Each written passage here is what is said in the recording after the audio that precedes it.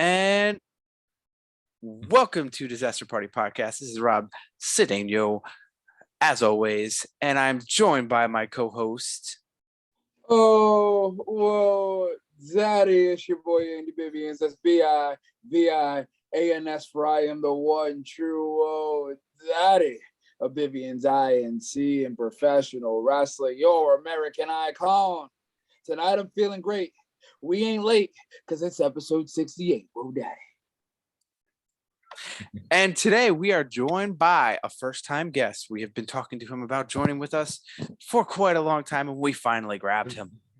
We have Brent, no, not B Rent, who normally comes on. We have Brent A joining us on today's episode of the podcast. Hello. Happy to be here on episode 68. Congratulations, guys, on getting this far. I mean, imagine if it was episode 69. Gotta invite back next week. We can run it back. Well, what actually, we're gonna talk about. Actually, next week, episode 69, we will be going over dun dun dun dun dun dun dun I can't wait. He is the Batman. He is legend. Okay. Yes, sir. So but this week we are focusing on one thing that a lot of people are interested in learning about, because with the way that the world is going and inflation and gas prices and all this other stuff going up, houses are through the roof. We all know this. So today's episode is going to be about investing and what the importance of investing is. It's not just, something that people say. We're going to run through it. We're going to explain why not, what this, what that. And for those who have listened to the Disaster Party podcast before, you know that I am Crypto Rob, as Andy likes to call me.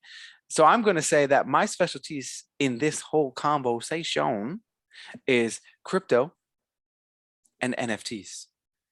So that's what I will be probably more heavily discussed in this conversation. Brent, what will you be adding to the conversation? I will be adding little snippets of crypto. I don't want to steal any of Rob's steam, but definitely crypto, some real estate, and go over some stocks. And that's pretty much it. Those are my main investments and the things I most feel confident about speaking on to help out our viewers. Cool. All right. I'm going to go completely left field. Oh, shit. I'm going to speak upon the people that's learning, people that's trying to learn, people that don't know where they're coming from. Oh, shit. I'm going to be asking the questions of the people to try to figure out how. Because I feel like a lot of times in investment, they're like, oh, you need all this money to start investing, and that's how you can get rich. And I don't really have all this money and blah, blah, blah, blah, blah. But they don't really know, like, you can start with something small. So I'm going to be the voice of the voiceless of the voiceless. I like that. I like that too. So I'm going to add then, if Andy is not going to talk about it, I'll talk about it. We could talk about commodities such as pop figures, such as comic books that are on to my left, but you can't see it. Such as, let me see here. Highly rated baseball cards. And more. Oh man, look at this. For those baseball guys, I got mint 10 Fernando Tatis rookie card. Oh baby. Okay. Rank 10 Ronald Acuna rookie card. Gleyber Torres rookie card and Juan Soto rookie card. All how long have you had those? 10. Well, all these guys have been playing for a couple of years. So what? This is Fernando Tatis is 2008. Ronald is 2017. Gleyber's 2017, and so is Soto. Gotcha. So what? That's 17 to now. It's like 5 years. I'm sure you have a book somewhere where you have the buy price at to what they're worth now. I do have old school baseball cards that I have them all organized in by team And like I have Justin Verlander's rookie card, and he's about to be a Hall of Famer. So Yeah. yeah. I So feel like it's one of the two. Like you either have the organized book or you got the old shoebox from back in the day where you got all your baseball cards like still there, never touched. It's crazy how they're making a comeback too. I remember one of my biggest regrets. It was when I was younger. I didn't know any better.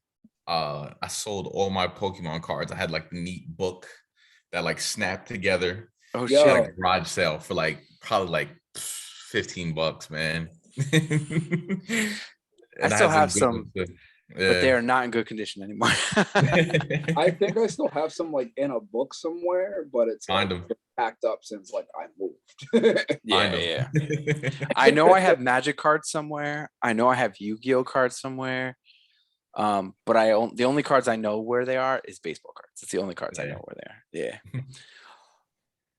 But we don't have to talk about that now, or we can. I mean, it was just genuinely flowed into that. So we could talk about that. Okay, we'll just talk about it. We'll start there. So guys, if you didn't know that comic books are worth a lot of money, whether you believe it or not, these pop figures are worth a lot of money, whether you believe it or not. I've been collecting pop figures on and off for the past, I don't know, 10 years. And I'll tell you this, here's a secret for those who don't know that don't know me. I used to have over 100 pop figures. Some I bought, I would say I bought between the ranges of $3 to $30. And right before I bought the house that I currently live in, I sold 95% of them. And I made, I'm going to say $5,000 to $6,000. Wow. Wow. And I didn't spend that much. I might have spent like 1,000, maybe less, but profit, like that's like still $4,000 or $5,000 profit.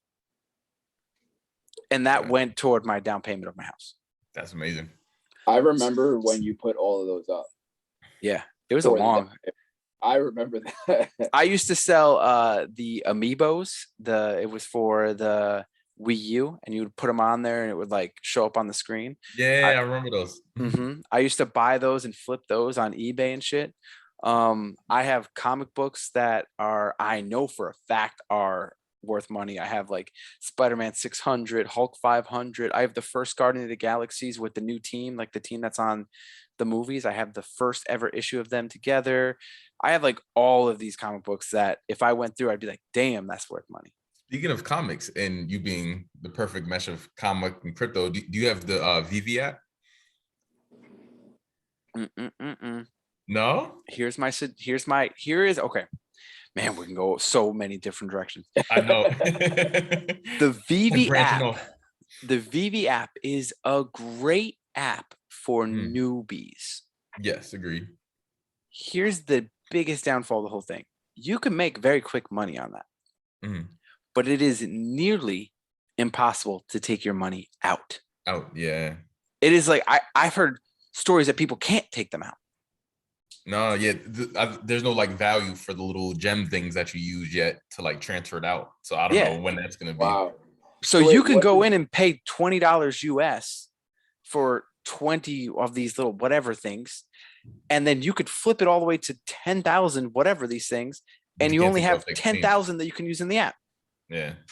So is that app like you're flipping your own stuff at the house, but you're like converting it into like their crypto coin, or is that like they have like this gem thing, and it's kind of like their own currency. You have to buy the gems with USD, and then they have like different like little things. They have like Spider-Man hanging upside down, and then they also have comics.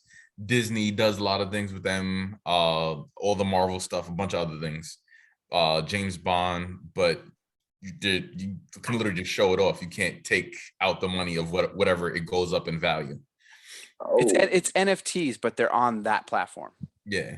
Got you. And you can't take them off. It's incredibly centralized. 100%. Fair enough. I think I only have like one Black Panther comic book, and that's it. See, I downloaded it. I was ready to buy some of their gem things. So I was like, let me do some research. And then I saw that and I was like, I can't take it off. I can't take it off. I'm not doing it. I mean, I thought I had problems trying to convert XYO and move XYO, but I guess it's probably not as Oh, come difficult. on, dude. XY is so easy to move. Yeah, Rob was one that walked me through MetaMask, honestly. Once Man, you do it once, it's like it's Yeah. easy. me and Rob have had so many talks about MetaMask, and like I've actually bought an NFT before. Mm. I don't know where. Yeah, it you is. fucked it up though. I don't know what you did. I I don't cannot know. help you with that one. I don't know. Like, What I you did. bought it, gas fees and all. Like in my wallet, it says I bought it. No idea where it is. So I get NFTs. I still don't understand NFTs. Yeah. All right. But before we go into NFTs, because I know we went from one to another. So Yeah. let's just stay on the commodities. So Yes, sir. for Yes. those who are interested in that kind of stuff, like baseball cards, and let's just say you don't have like Andy said, he wants to be the voice of the voiceless. So let's just say you don't have the money to go buy, a $4 comic book. You know what I'm saying? And like you want to hold it for 20 years to make it valuable because you don't know how valuable that stuff will be in 20 years from now. There is an app. So for every section that we go through, I will present you an app that I use. And if either of you guys have an app that you use, then please share. We could put it all in the comments. We could put it on the, in the description of both podcast, like audio and YouTube version. I use an app called Rally. And in this app, you can literally buy shares of any of these things, like wine. You could buy shares of cars, the Declaration of Independence. You know what I'm saying? Like comic books, video games. Me and Andy talked about it a couple months ago. How the NES Super Mario one that sold for $1 million. Yes. Why? But hold on, that was on Rally. That you can own shares of No that. way. So when that sold, the people on Rally, their value of that share went up. So and the Rally app, you could start with as little as $5. So is now the Rally app like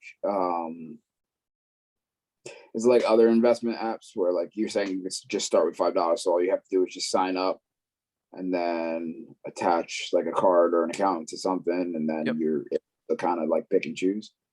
So just to show you, for the video people, I'll show you here. You can even see they're now offering shares of certain NFTs. Wow. Wow. They have, so just for an example, they have the issue 1 of Macworld. So the whatever thing for Macworld. They have that. They have 49 Nikon camera. They have 94 Sega Genesis for the game. They have, computers, and they have a Charizard, 99 Pokemon first edition Charizard. So Mickey Mantle worn jersey signed. So they have all these different things. You could see Super Mario 3, Cyberpunks, baseball cards. So this has comic books, it has wine bottles, it has cars, it has watches. So if there's anything that you're like, oh, that sounds cool, but I just don't have the money, you could start with that, and it's pretty easy. Now for the NFTs on that platform, is it like you have to still convert like ETH over to be able to pay? Because you're owning a piece of the actual commodity. So it's not, you don't own the NFT. Yeah. So basically, like, if that person sells that NFT for a higher price, your share will go up in value. Gotcha. Okay. And when they sell it, do you have to sell your share? Depends. If the person that they're selling it to is still offering it on an app like Rally, Gotcha. then it will just stay. But if they buy it and they pull it off the app of Rally, they will give you the increased value. So whatever the difference is, and they will sell it, pull it off your account, and just put it in your available cash. Gotcha. That's really cool. Yeah. That's actually Is there smart. any type of affiliate that you could get? You should put that in the link and then also send it to me. I got you. That's what I'm saying. I got you. I'll do that. No problem with that one. That's a great way to raise capital for an NFT too, if you think about it. Yeah. I mean, it's a little slower. It's not going to grow as fast as like crypto stocks or stuff like that, but it still will make some damage. So yeah, it's still a hedge against inflation. That's important. Yes. Right. So again, that's the whole thing about this whole conversation is Yeah. how do we hedge against the inflation, which is right now 7.9%. And that's not including like houses, which is way more than Yeah. 7%. There's a lot of gas is way more than 7%. There's a lot of things that don't fall under the inflation category, but are way more than 7%. So we're giving you these suggestions or ideas. Again, none of this is financial advice. I just want to clear that out right now. Do whatever you feel that you need to do, but just make sure you do your research beforehand. And we're not responsible for anything that goes bad, pretty much. And also, me and Rob highly suggest that everybody just go sell their car and buy hybrids. Yeah, I do agree with that. I have a hybrid. I'm looking to Me buy a too. Tesla, baby. Like, what's good? I'm not looking to buy a hybrid. I want a Tesla. I want an EV. Because think about it, bro. And again, I've got a little tangent. I did the research. A Tesla to fill from 0 to full at home, maybe not on the outside chargers, at home from 0 E to F is about $5 to $7. Yeah. And if you got Versus solar, like, you ain't got to worry about it. yeah, and then versus like 30 to $40 to fill a tank. Mhm. And they got chargers at my job too. I could just charge it at work. I need Exactly. to You still have to, you probably pay a little bit of a premium for like stuff like that, but still, it's still cheaper than $30-40. Yeah. Anyways, all right, move on. People out here paying $65-$70 for gas right now. To fill Yeah. their tank. I don't feel bad for people who are paying, $100 because that's all dependent on the car you drive. So Yeah. that's a personal choice. So right, I stopped off at a rest stop on the way home from the show, and the guy was like, "Oh, can I get 167 on 3?" And I was like, "What type of vehicle do you have?" It was an 18-wheeler, but besides the point, like, still, Yeah. Nope. Yeah. Diesel's no joke right now. wow. So like for that rally app, that works with everything like Pokemon cards, baseball cards. Does it work with like pop figures? And because I have you can't list anything on it. That was gonna be my next question. oh yeah, that's where I was about to go. Yeah, you can only buy So who lists? like the people who own these big expensive things. Gotcha. Okay. Like nothing that is listed on there is worth less than like $5,000. Okay.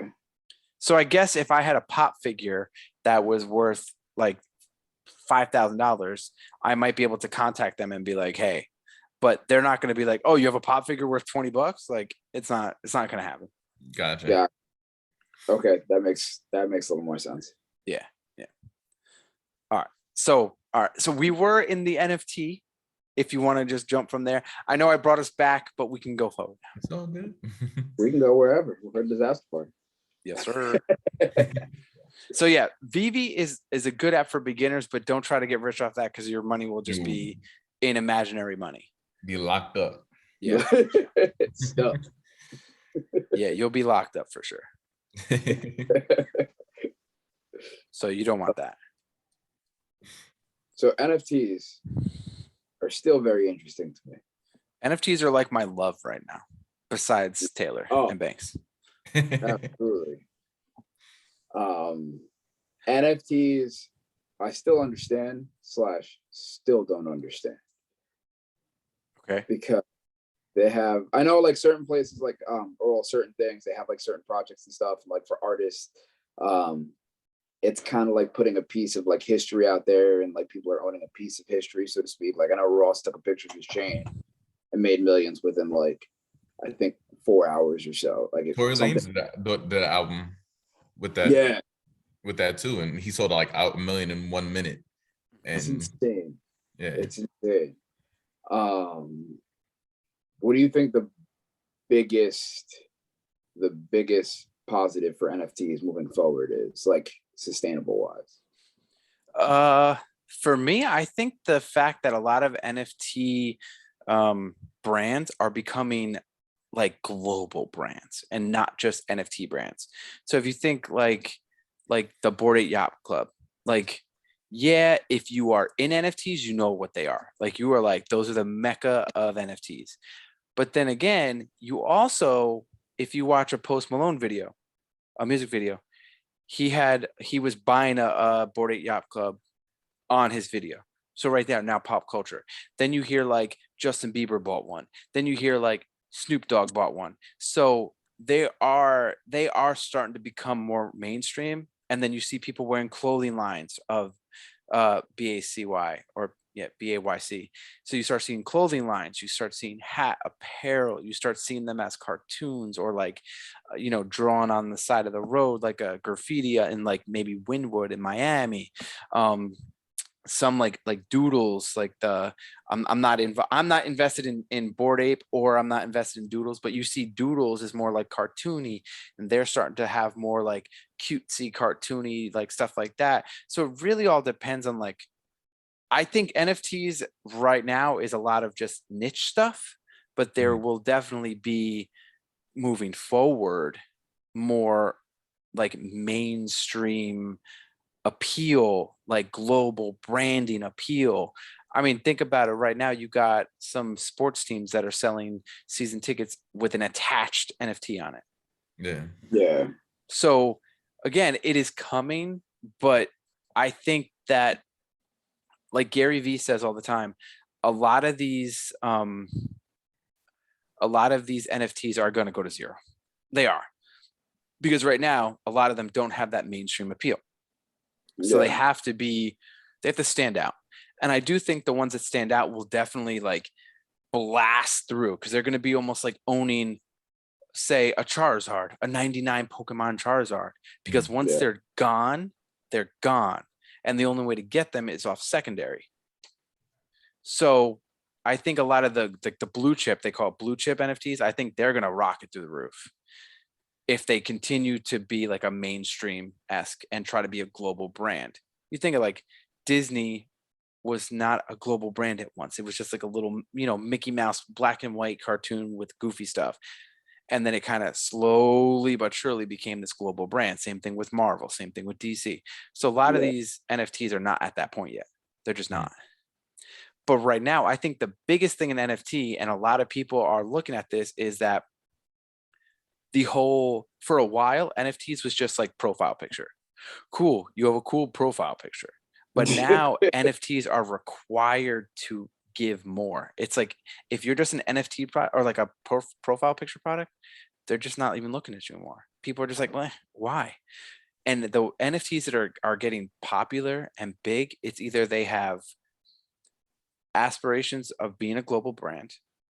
They have either like a Netflix deal, a cartoon deal, a movie deal, a really good clothing line, a marketing firm behind them, or they're giving out like their own like play to earn game.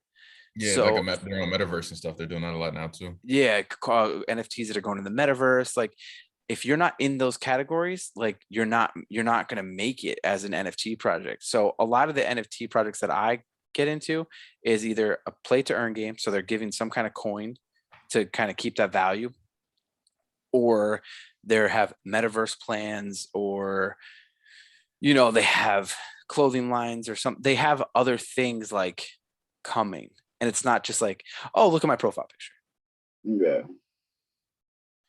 And like I'll say right now, I mean, I'm in Creeps. We did a whole episode on Creeps. I don't need to go into that, but there's a project that I'm in right now. It's called Loveless City, and the whole idea of it is to get like struggling artists, like really talented struggling artists, to help them get into the NFT world, to then get them revenue, to then stop being struggling.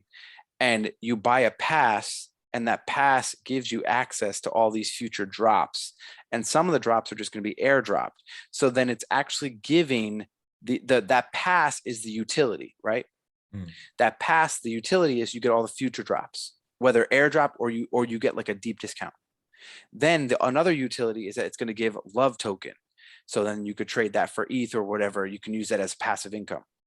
They also put you in raffles. They also, they have 16 different like little pictures as the passes. One of them is an egg pass.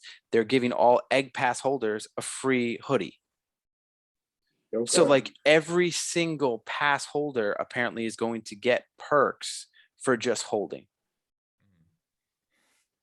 So it's kind of like more than just like owning a picture. It's like you're owning a picture, yeah. But there's also like you said, perks that come with owning that picture. Yeah, it's Because when I first thought of it, like I know Gary Vee always said, like, it's kind of like the Mona Lisa. There's only one original, but then you have copies, you have screenshots of the other ones, which is that less value, but it's the same picture. And like I think of like, artists like back in our day, like Dr. Dre's Chronic album, like that album cover, or like Slim Shady's album cover, like those being NFTs because like they're iconic like albums, or like stuff like that. And helping upcoming artists like get their name out there as well and supporting their projects. But it's even cooler when you deep dive into that, saying like, okay, here's an NFT, but here's also what we offer behind it. Here's our brand that we offer behind it. And like, this is what you get with this quote unquote season pass. Mm-hmm. And then the cool thing about all that utility is that they can constantly add upon it. And like for that Loveless City one, I didn't even mint it because it was so popular. I couldn't even get on the whitelist. So the whitelist is like the pre-order list. I couldn't even get on it. I bought it secondary, and it just so happened I got it before it revealed. And post reveal, I got the rarest character. And there's only 30 of them, and they're instantly getting like the floor is like 5.5 ETH. That's wild. What are your overall game plan with NFTs? Are you just gonna ride them out, or will you exchange them for and just hold the ETH eventually, or just try to keep on getting the perks and passive income? I'm trying to do the perks of passive income, like because I would say about half of the NFTs I'm in generate a coin. Mm-hmm. So I'm looking at whether it's $1 a day or $10 a day, it's still something. So I definitely look at them as like some passive income, passive coin, but I'm not like, selling that coin every day, but I'm also using that free money to then further buy NFTs. And then there's some NFTs that I plan on holding for the long term because I see the future value in it. And then there's some NFTs that I'm like, okay, this is cool. I could see a lot of people talking about this right now. And I think it might get hyped to a certain point. I'll sell it, take the ETH, maybe sit on the ETH, and then if it drops back down, I'll buy one that I like and then just keep that profit into either, because again, a lot of things is like, we could talk about this, is like ETH and like Bitcoin and stuff like that. They have apps that pay you, 1 to, I don't know, like 35,000%. Like, but let's be real. Let's just say 1 to 10%. Yeah. So I would take that excess ETH, put it into an app that's earning maybe 5-6% and just let it sit there. So now I just took free money to buy something, to flip for more money, to then take that profit to put it into something that's going to earn money. So then I just took free money to triple it up, to then take that free money and then earn passively on by interest rates. Yeah. It's funny you just said that, because it just reminded me of a quote I just heard on an interview where he was like, a lot of people like to buy watches and buy, liabilities that will depreciate in value. He said, instead of doing that, take your money that you're earning, and invest it into something that makes you more money, and then take your free money and go purchase liabilities with that. And assets over liabilities for sure. Yeah. So I can't really suggest. I know I said I was going to suggest like an app for each one. Here's the breakdown. I would say download a MetaMask account, get ETH on whatever app allows in your state, because sometimes, depend on the state. And then you just transfer it into MetaMask, go to like something like OpenSea, and you could buy it secondary or find a product that you like early on, and then, invest in it on mint. So you're not buying it secondary, you get it for cheaper, less gas fees, stuff like that. But NFTs are fun, man. I'm loving NFTs, and the Twitter space in NFTs is wild. I'm telling you, I had like 30 Twitter followers like 2 weeks ago, and I'm almost at 1,200. Damn. I don't even know how that happens, but yeah. I feel like once you get into NFTs, the amount of things that you follow on Twitter and the amount of group sharing on Discord, like shoot up like instantly. You have to be focused on so many different things. Bro, I'm in like 60 discords right now. Yeah. Crazy. It's so hard to keep up. I think it was what was it? I think it was Creeps. Or maybe not Creeps, maybe it was something else, but one of the other NFTs that was on Discord, and it was just going and going and going, and information after information after information. I was like, yeah, I can't keep up. Hold on. It's not to take in. I was like, I'm gonna wait for the notifications to stop, and then I'll just catch up. Nope. No.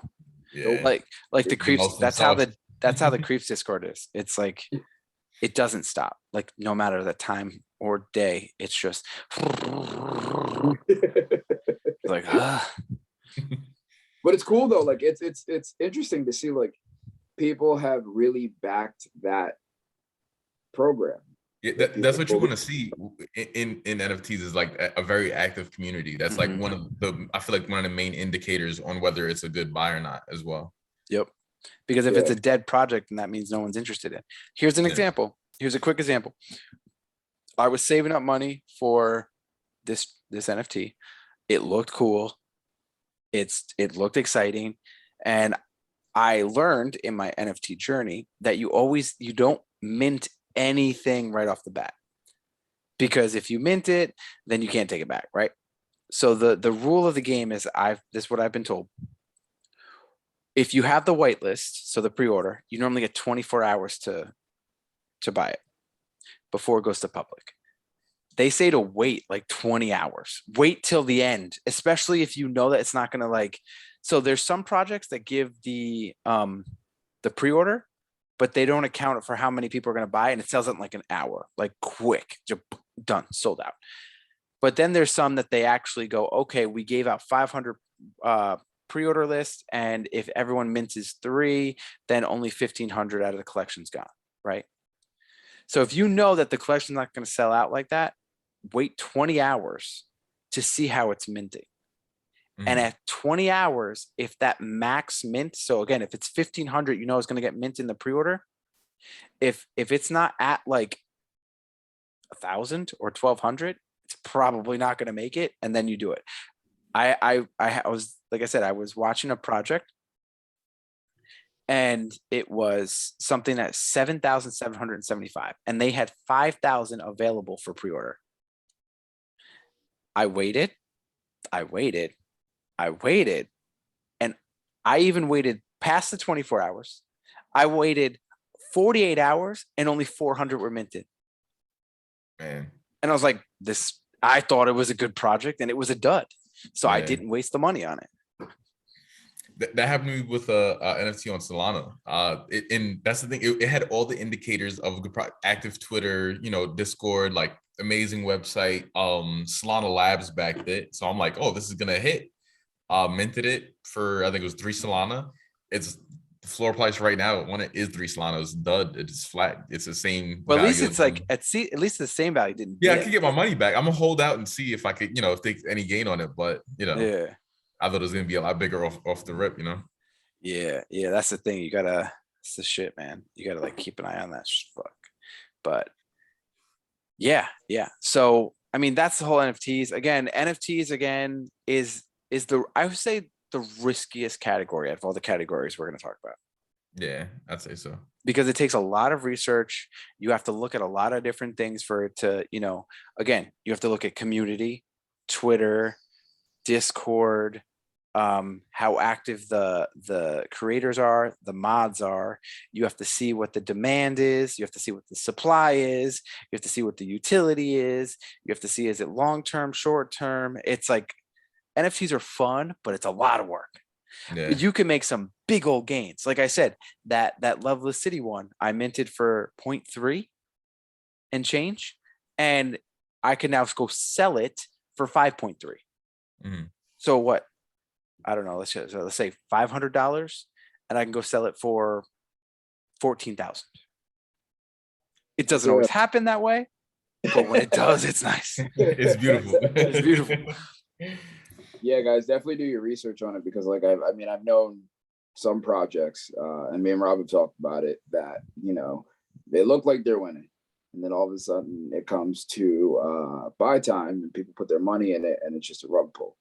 So definitely make sure it's like something I think within all investing, like my mindset is always like, make sure it's something you believe in, make sure it's something you can back, or make sure it's something you fuck with, you know? But you know what? Don't sleep on creeps. That's just going to go to 10 ETH or more, and you're going to regret for not buying it. And I've been telling Andy to go buy it. It was already there. It was already there. I know, but then the whole NFT bear market hit and everything crashed. Yeah. Baby, when my creeps portfolio, fuck it, when it goes up, my creeps portfolio is going to be like 70 ETH by itself. I believe that. I can't wait. I believe that. Yeah, I can't wait. All right. So then with that, right, we can go into like crypto stuff. So the reason why I like crypto and just like my let's go baby, what's up, is again, same thing with NFTs. You definitely have to do your homework. You definitely have to see what the utility of the coin is. You have to see if it's going to last long term. You have to see if there's competition amongst the coins. So like Bitcoin, in my opinion, there's nothing that can really compete with it. Like it just can't.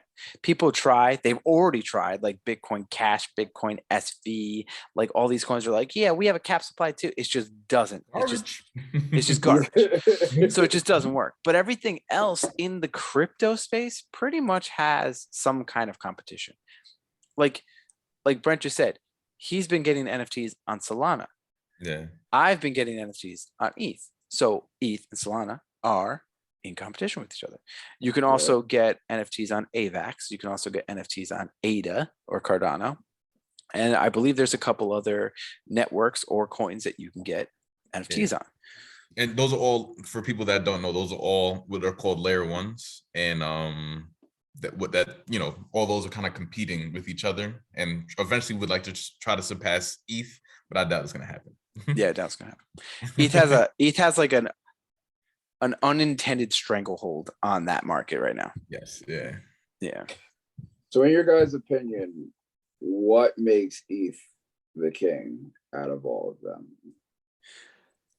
I would definitely say time in the game, like just that being, there was the second one, cryptocurrency ever out really. And, all that it can do. A majority of stuff in the crypto space is built on Ethereum.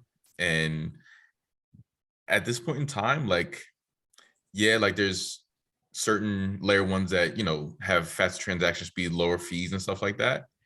But none can really, I won't say compete, but, and I also want to say probably name recognition and familiarity. They have smart contracts. Mm. So they're not only like an NFT, but they also work for smart contracts with other things. They also have the coin value. A lot of coins, like it's either like they only have like one job, but ETH has like multiple different jobs. And there's a lot of smart people working on it. And they're looking like layer one, layer two, they're already working on. You know what I'm saying? So there's like, yeah. And if you look at all those other projects, a lot of them have to have something, have something called EVM or like our EVM compatible, which is Ethereum virtual machine. And all that does is to allow, apps or dApps and, smart contracts transfer over onto them. But like just having that word within it to have to be able to pretty much match up to them, I think that says a lot. It's like a bridge on a bridge. Exactly. But you have to bridge from that thing because that's kind of like the king of it all, Gotcha. Okay. Because I know some have tried. Oh, they still try every day. You hear, oh, it's the new ETH killer.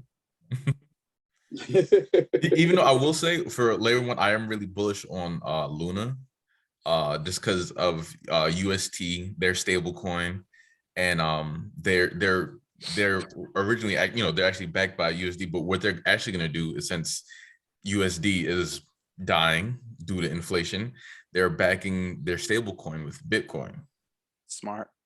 Oh, okay. Yeah. So let's talk about Bitcoin and inflation and all this stuff, right? So Bitcoin is like, I mean, how to simplify it, is like the digital gold. So a lot of people use gold to hedge against inflation, right? So think about Bitcoin as a digitized version of that. But the thing is that because Bitcoin has a cap supply of 21 million, that means no more can be created. And once it's gone, kind of thing. So that increases the demand versus the US dollar, which they just print an unlimited amount of supply whenever they feel like it, which then devalues the said dollar, which you can see as simple as if you bought a loaf of bread, even 6 months ago, it might have been $1, and now it's like $3. We all see it in eggs and milk and stuff like that. The milk has gone up, the eggs have gone up, and stuff like that. Is it because of other reasons, inflation? Is it because of shortage, worker shortage? Is it because of the gas supply? It could be all of that, but also printing billions and trillions of dollars also devalues the current dollars in supply, Yeah. unlike Bitcoin. Yeah, I believe everybody should like I'm on my journey now of trying to at least attain one. I think it's important for everybody to at least have one.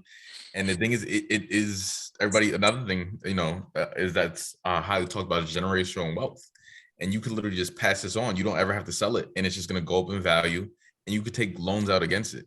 And so say like somebody it goes up to hopefully $1 million one day. You could take a loan against it, buy a bunch of real estate, have that cash flowing, pay it back, but also make profit on the real estate.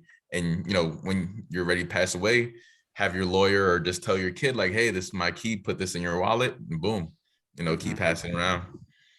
Yep. But it is definitely the way. And even with the current unfortunate situation that's going on in Ukraine right now, people don't have access to banks, any of that.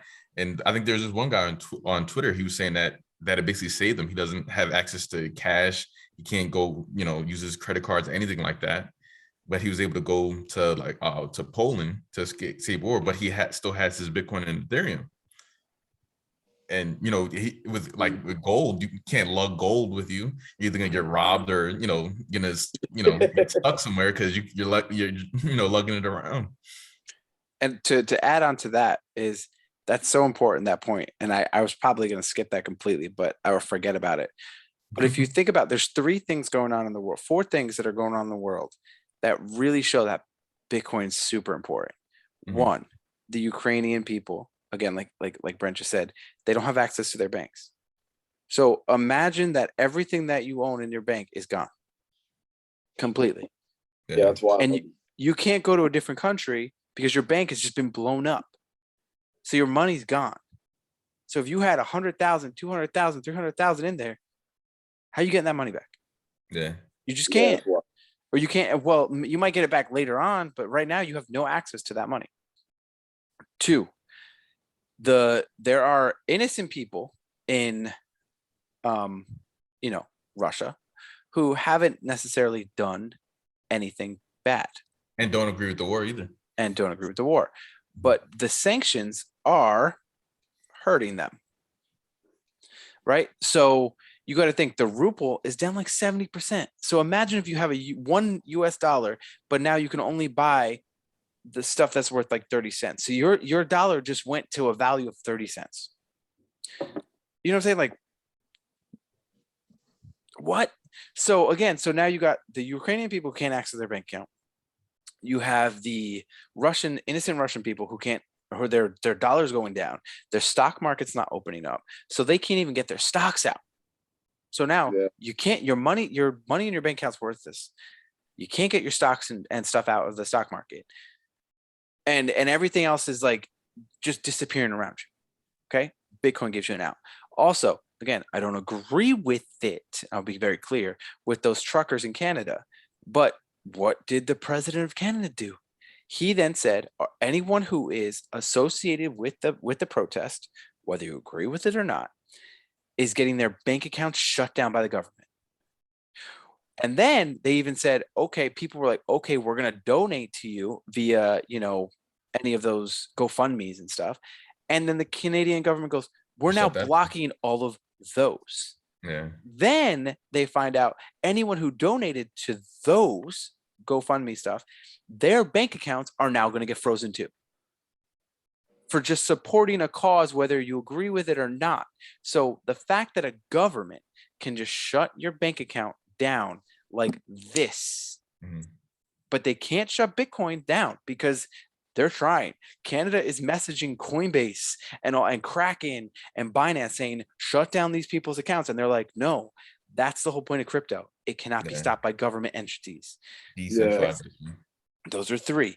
The fourth one that I really want to say, and I put this all on my Facebook and Twitter, is the US is looking into central bank digital coins or digital dollars. Okay. Some people might go, wow, great idea, because now we don't have cash anymore. It's easily just boom, boom, boom, send it. Imagine just like everything is like Venmo, just like easily boom, boom, boom. You can do that at stores, you do it with everything. Think about it like that, right? But here's the thing. China currently has CBDCs. And you know what happens for China? Oops, you misbehaved. They take money out of your account. Oops, you committed a crime. They freeze your account. Oops, you didn't pay that fee, parking ticket on time. We are just going to take it from your account, and we're just going to add an extra charge on top of it, and you can't stop us from taking things from your account. Yep. See, I'd rather just get the warrant than pay the parking ticket, you know? You're right. But you know what I'm saying? Like that shit, No, those four things are terrible. Yeah. Those are all bad And things. also, banks are dead. Banks are dead. Even if you don't want to invest into BTC and ETH, investing, it's not even investing, it's buying USDC, which is a stable coin, 1-to-1 to the dollar, and you get 8.5%, anywhere from 8.5 to 10% on it, depending on where you put it at. And what are you getting in banks right now? 0.02 on a checking? You ain't getting too nothing. And it's the equivalent, like honestly, that's my new savings account. Banks are dead. I literally just use the bank to receive my check. After that, it's gone. Yep, I'm right there with you. I keep my bills that I can't pay with my crypto cards, because I have crypto cards that I earn crypto on. So pretty much the only thing is like daycare and the mortgage. Like that's it. Like every other dollar is not in the bank, because why? I'm pissed now because we can't pay the rent with credit cards and stuff. I would be doing that with Right. everything. Dude, so would I. So would I. Like crazy. I mean, yeah. There are good things like about crypto, and I've mentioned this when we had our crypto episode before too, is like when you're trying to send your loved one funds and they take fees out, then after they take fees out, they drop the value amount to whatever their like their country's amount is. So like you might be sending like $20, but they're actually getting $10 because their amount is less or whatever. With crypto, if you're sending $20, you're sending $20, they're getting the $20. You're not getting, half of that. And there's people who, have set up businesses through crypto because they weren't allowed access to banks, and just like you guys said, like the banks aren't giving you the fees that they're like, oh, save, you can get like this percentage back. Meanwhile, you invest your money someplace else and you're getting back a bigger investment on it. Why would you leave your money in the bank? Plus, they'll just pull it anyway. Like, and them doing that to people, like, how do you expect people to live? Think about that. If you have no access to your money, you have no access to get food, you have no access to get gas, like, what do you expect them to do? And honestly, that's what banks are doing anyway. They're making money with your money. Oh yeah, absolutely. They're investing it, and the little interest rate that you get, they're just giving you a small morsel of what they've made in investments. So that's what that's a smart thing to do. You're making money with your money. Think about it. If they're charging people 7% for a car loan or 4% for a mortgage, yet they're giving you 0.01, 0.02. Yeah. You know how much money they're making every month? And then also think about how fucked up this is that the people who can't afford living, they're getting fucking service fees, 35, $30 a pop every time they overdraft. Yeah. So you're Oh, telling don't me a bank can't afford more than 0.01, 0.02? Yeah, fuck that shit. man, don't let me go into that. Banks will hit you with service fees and not pay the bill. Oh So yeah. now you have that negative on top of that, plus Mhm. service fee, plus your bill's still late. So why did I get the service fee in the first place? If you didn't pay, I understand if you pay the bill and you get the service fee. All right, cool. Like I'm paying for you to pay for it. But what? Yeah. That is not like one. Like you hit something for like $1 and you're getting a $34 service charge and Mhm. 50 cents. Guess what? Another $34. Now you got it. Now you're paying literally $70 for $1.50. Yet having the same amount of money in like USDC or something like that, you'd be making $30 a week in interest. Yeah. Like it, let's just say if you had $30,000, let's just say, I know for some people, like $30,000, what the fuck? Let's just say you had $30,000 in USDC at 8%. You'd be making like $45 a week. Versus if you had that in a bank account, you'd be making like $45 a year. Mhm. And If then you're Ron's saying it's one of the world's compound interest. Compound interest is yeah, amazing. yeah, it Fucking is. love it.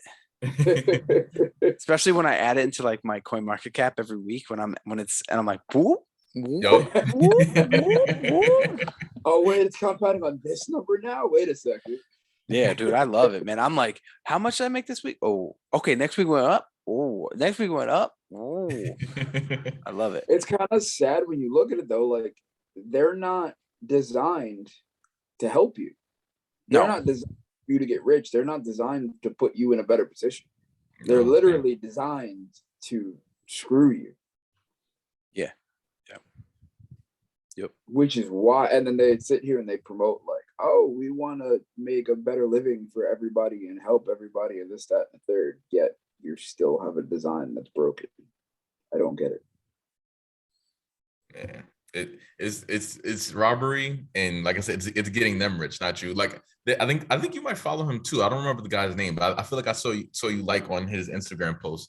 But this guy that he paid off his mortgage. I forgot in how short of time, and his bank always, never bother him, left him alone. Now that he paid off his mortgage, his bank calls in to check on him, like, oh hey, like, do you need anything? Like, do you need loan or something? Like, any. It's just like, what? That's I what it don't is, need you man. anymore. It's You fucking don't need nothing? banks. They just live for the rich people. Yeah. Or again, that guy might not be rich, but he did pay off his mortgage pretty fast, and they Mhm. perceive him as rich. So they don't care about the little guys. They're like, let's rob them even more because they're already poor. I may not be rich, but cost of living is, the biggest expense. So I definitely have a lot more money. For sure. Yeah. But I mean, I'm more talking like, I'm not saying any of us are poor, but I'm saying like Yeah. in the sense of like someone who's struggling Yeah. and they, let's just say they budget every single paycheck, and now with the gas price goes up and the inflation goes up and all this stuff, and now that budget's not cutting anymore, so they're living paycheck to paycheck but barely scraping by. All these prices go up, and now all of a sudden that, I don't know, let's just say $700 a week, they were basically living with the 650 with $50 to just like safe haven, and Mhm. now everything's up. Now that $50 is just added into the budget, and they go $1 over for whatever the reason, and now boom, $35 charge. Yeah. And if Yep. something else hits, boom, $35 charge, boom, $35 charge. And right there, for people who are living paycheck to paycheck like that, three $35 charges, that's over $100. That they're not going to recover that fast. That money Uh, is going to be negative for a while because they're living so tight. What's even crazy about that is like that's also, so that goes into a whole different aspect of like that's coming out of like another bill that they had to pay. So like that could be coming out of like electric, that could be coming out of car note, that could be coming out of your cell phone. And then oh, I just had a good point and I just lost it. Well, it puts people farther behind. You know, like you said, if it does take out of the car note, or if it does take out of electric, now they're late and behind, late and behind. So now they're going to get a late fee. Then they're going to get another late fee. Then they're going to another overdraft fee. So like one slip up can fuck somebody for like 2, 3, 4, 5 months, even if it's Yeah. $100, $200. Late fees add up, man. Like I've been there. Like I have been there. There's certain banks too that like if you run into that problem and like they see you like constantly running into that problem, when you go to like cash a check there, they'll hold it for 5 days. So you won't get your money for 5 days, and then all of a sudden say like another bill hits. Guess what? That puts you even more negative to where you were before. So now you're literally just trying to play catch up to your own self because the bank is restricting you. Yep. Yeah. Sucks. Get unbanked, get into crypto. Yeah. Get unbanked for sure. Like I'll tell you. So before, I think we kind of hit the crypto, we hit the importance of Bitcoin. You know, there's so many different cryptos out there. We just kind of hit, you know, Bitcoin, Ethereum, talking about how they associate with, you know, inflation, how ETH and stuff like that associate with NFTs. Guys, there's apps out there. So let me just say something real quick before we move on to like stocks and real estate. There are apps out there. So if let's just say you are struggling for those little things like groceries, gas, you know, whatever the case may be, there's apps like, I'm gonna pull them up for you. There is, you got Lolly. You put your debit card in, you go to different places, you get Bitcoin back. Cool, that's free money. You got Get Upside. Get Upside is a gas app. So if you go to an associated gas station that is associated with the app, you will then get, I've seen 1 to 17 cents back per gallon. So again, if $4.39 is a lot, which it is, and let's just say that app, that gas station you're in is associated with Get Upside, and you get 12% or 12 cents back per gallon. Now, boom, that $4.39 is not $4.39 now. So it's a cashback gas app. That's tongue twister. I like that though. Yeah. There's you know, you got that app Acorns, which basically when you swipe your card, it just does the roundup and it puts it away for you in like a savings account. So now it's like money that you're not even looking at, it's just getting put away. You got Acorns invested too, right? Huh? Does Acorns invested as well? Yeah, it invested too. Yeah. Where's there's one app that I really like. It's a cashback app. What's it called? Dosh. You link that.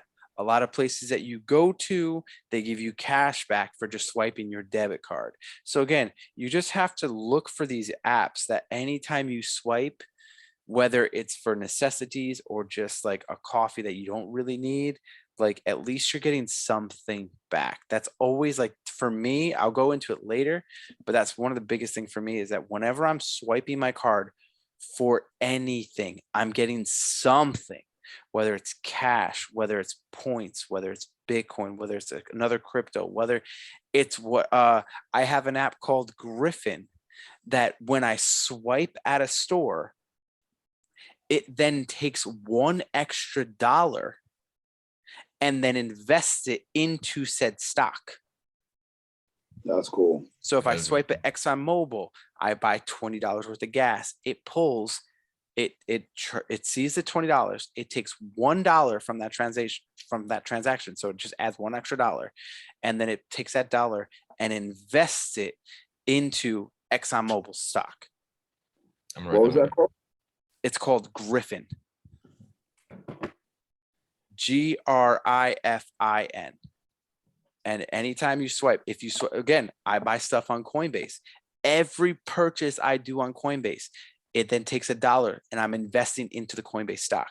So if that stock has dividends, which we'll transfer into next, but if that stock has dividends, now you're making dividends off of free money or like off of like side money. Oh, that's cool. That's really cool. Yeah, I like that. I'm Yeah. downloading that. And then it doesn't reinvest the dividends. No, I think it does, actually. I think it reinvests the dividends. And if it doesn't, it just puts it in your cash balance, and you could just go invest it either way, in case I'm Yeah. wrong. So that's one of the ones I really like. Griffin. Stash is another app that's like it's like an investing app that you could do as little as like $1. It's just there's a lot of apps out there that just you swipe, you make something. And that's the whole point of it. It's just making sure that every dollar counts as 2 or 3x in your favor. Facts. So Hey, to add to that Get Upside app for gas, for I know we mentioned it in the Dash and the Fast Lane episode, but just to bring it back up again, like everybody who's Dashers, who's listening to this, make sure you add your Dasher card to that app, because not only will you get cash back off the app, you're also going to get cash back off your Dasher card just for getting gas at the pump. So you're getting it twice. That's the thing. You gotta double, triple, quadruple, 6x your fucking purchases. Why not get some? Yeah. So from there, I mean, again, I have apps on apps on apps on apps on apps on apps. And I try to I like it when I double, triple, quadruple, because then I'm getting like a notification from boom, boom, boom, boom, like 5 or 6 different apps. Like, you got paid, you got paid, you got paid, you got paid, you got paid. I'm like, yeah, bitch. So like the Get Upside, dude, I use just a quick story, and then we'll go into stocks. So I use my Coinbase debit card. So now listen to the whole thing. When I put money on my Coinbase account, right, Griffin takes $1 for every transaction. It's not every dollar. It's like, so if I put $100 onto my Coinbase card, it takes $1. So now I'm getting $1 invested into the Coinbase stock right off the bat. Okay. Then I have now $100 on my Coinbase card. I then go use Get Upside. I use the Coinbase card. So let's say I go to a gas station, 6 cents back off each gallon. So now I'm getting 6 cents back on each gallon, plus I'm getting 1% back on Bitcoin for using the Coinbase card. Okay. And then the Get Upside pays you in cash. So then I take that Get Upside cash and then I reinvest it into either, Ethereum, Bitcoin, stocks, blah, blah, blah, blah, blah, blah, blah. So now I'm just taking boom, boom, boom, boom. You see, it's like free money or money into Coinbase stock, plus free Bitcoin for buying the gas, plus free money from Get Upside, which then I take free money to then reinvest.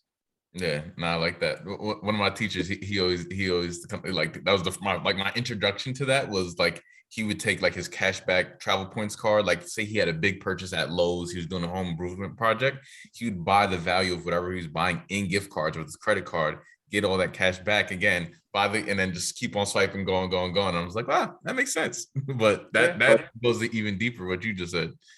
Yeah, and that's like a simplified. Like I have more complex versions of that, to be honest with you.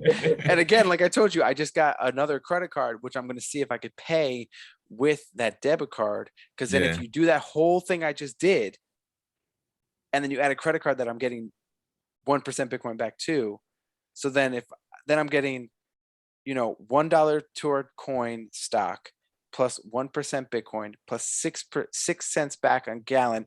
Then if I use that credit card and paid for it with the debit card, now I'm getting an extra 1%. So it's like 1%, 1% plus 6 cents back per gallon, say 10 gallons. So it's 60 cents plus the $1 that's invested into the stock. Yeah. That's dope. And that shit might seem little. So Adds like up $1 invested, 60 cents saved, 1% here, 1% there, and 1% of $20 is what, 20 cents? So right there, if you want to say 20 plus 20 is 40 plus 60, that's $1. So that's $2 off of one transaction. So that's really it's $2 off of $20. So that's 20%, right? Mhm. Terrible at math. I just like making money, so I can't tell you for sure. But yeah, because 1% of 10, 1% of 10 is 1, right? So 2%. So that's So right there, you're saving that much. And again, if you think about it like this, if inflation is if inflation is 7.9, you just took out 2% of that. Yeah. So do you not think that would help? Yeah, most definitely. And then, let me get into it real quick. Then if you think about it, if you have your USDC, because that's what I use to buy to spend my crypto card, right? And Coinbase, yeah. If I had my USDC in, let's just say, the Celsius app, which is 7.6%, and it pays weekly. So now you're getting paid 7.6% weekly, or APY, but it pays out weekly, plus the $1 put into coin stock, plus the 1%, plus the 1%, plus the 6 cents back. Now you're cutting that inflation to like 2% instead of 7.9. That's a nice snowball. Yeah. And it just adds. It just adds. So, okay, sorry. I go on rants sometimes. But before we move on, what are your top cryptos?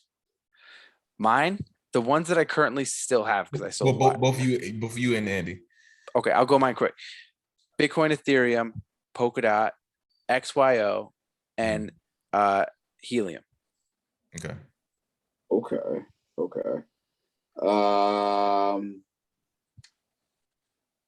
Pretty much pretty much Bitcoin and Ethereum. Okay. It was what was that one? I can't even think of the name of it. To the moon. No, not SafeMoon. Although I do still have SafeMoon. Oh, I still do have SafeMoon too. I do too. Oh, SafeMoon and XYO. I still have those. Which XYO still shocked me. I think XYO is gonna go to $1, bro. Oh, I'd be so happy if it does. Yeah. They're really getting involved in the metaverse. But anyways. So okay, you keep going. Doge made me very happy for a little while. Not gonna lie. Yeah, those would have to be it. Gotcha. What about you? Bitcoin, ETH. I'm hanging in there on Cardano. I have a lot of kind of belief in it. A lot of what Charles Hoskinson is doing in Africa. I think I respect it for sure, and also I think when a lot of that money from Africa inflows into it eventually, I think the price is gonna blow up. So that's my hopeful bag. Then Solana and Luna. Those are like my top. Is Cardano under $1 right now? Yes, it is. If it hits under 50 cents, I'll buy back in. Yeah. Well, because I originally bought in at 14 cents. Wow. Yeah. And then I think I sold it all at like $2. No, yeah, I've been holding since I want to say maybe 2000s. I bought it when you could still get it when we could still use Binance like a while back. Wow. I was buying it off KuCoin. Yeah.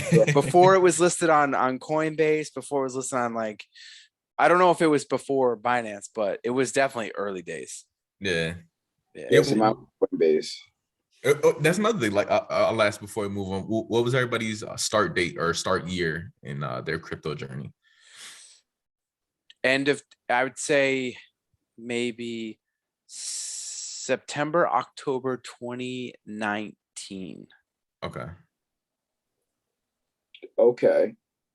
No, wait, your start date was 2019? Yeah. And I only know that because I've shown Brent. I'm very detailed in my notes. I'm impressed. This man should have been an accountant, honestly. I like numbers, man. I really do. So then if yours was 2019, then mine was August of 2020. Wow, you were that much further after me? Because we were in, I want to say we were in North Carolina when I started. Okay, that makes sense. That was August. But I thought it was way before 2019. But I guess that does make sense. Do you want to know how I got in?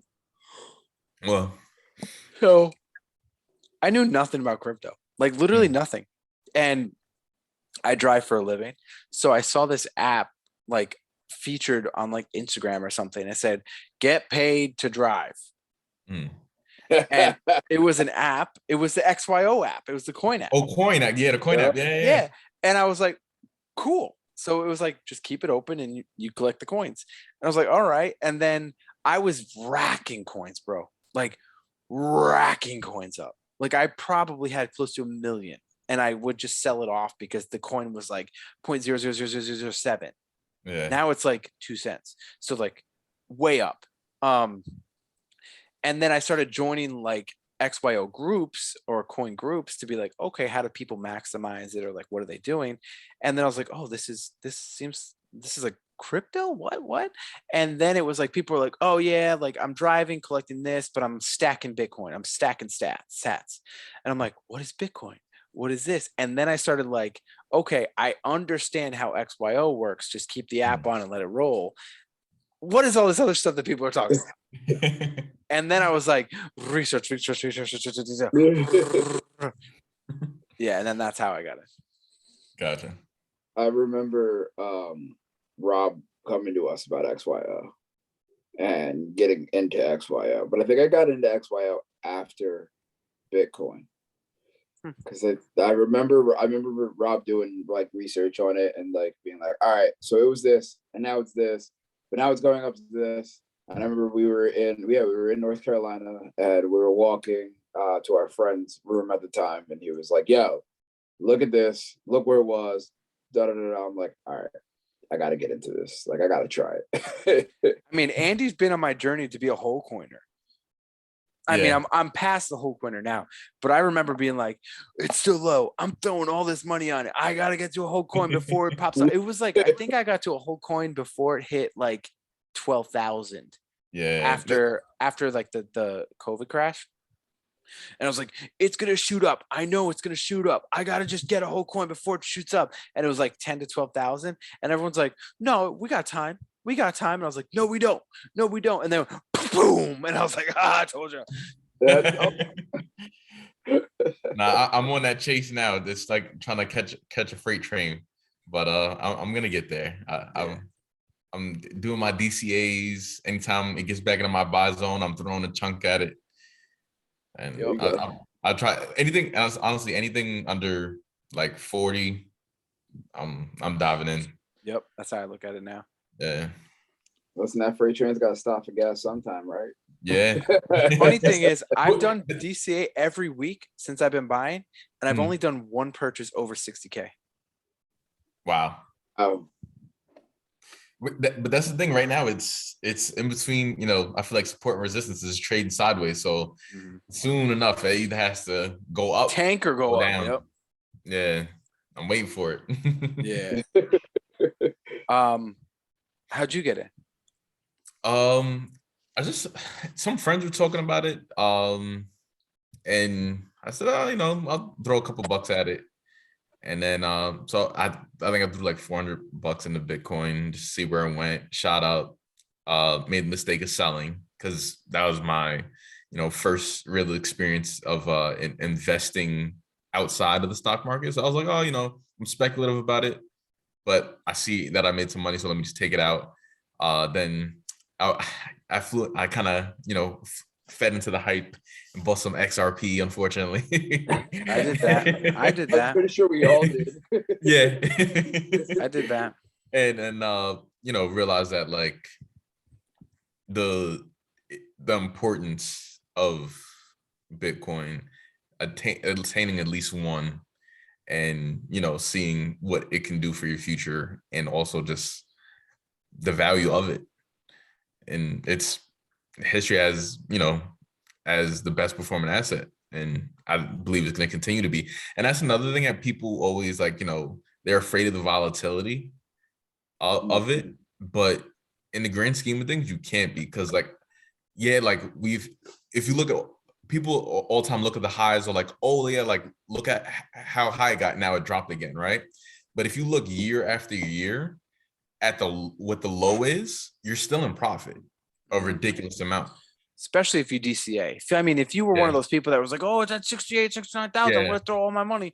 Yeah, you're in a loss. But And that's just FOMO right there. You just and that's the thing. What that's the most important part of it too, is like whatever goes on in the market, just stick to your plan, stick to, just accumulating, adding, DCAing, dollar cost averaging for the viewers that don't know what we're saying. This is like setting up a weekly reoccurring buy, and you'll get there. And even if you don't have a whole one, having some, because once we're gonna eventually hit a supply shock, and then it's gonna be you're gonna have to get satoshis of it, because all the millionaires and millionaires and billionaires in the world could wake up one day and just decide to buy all of it.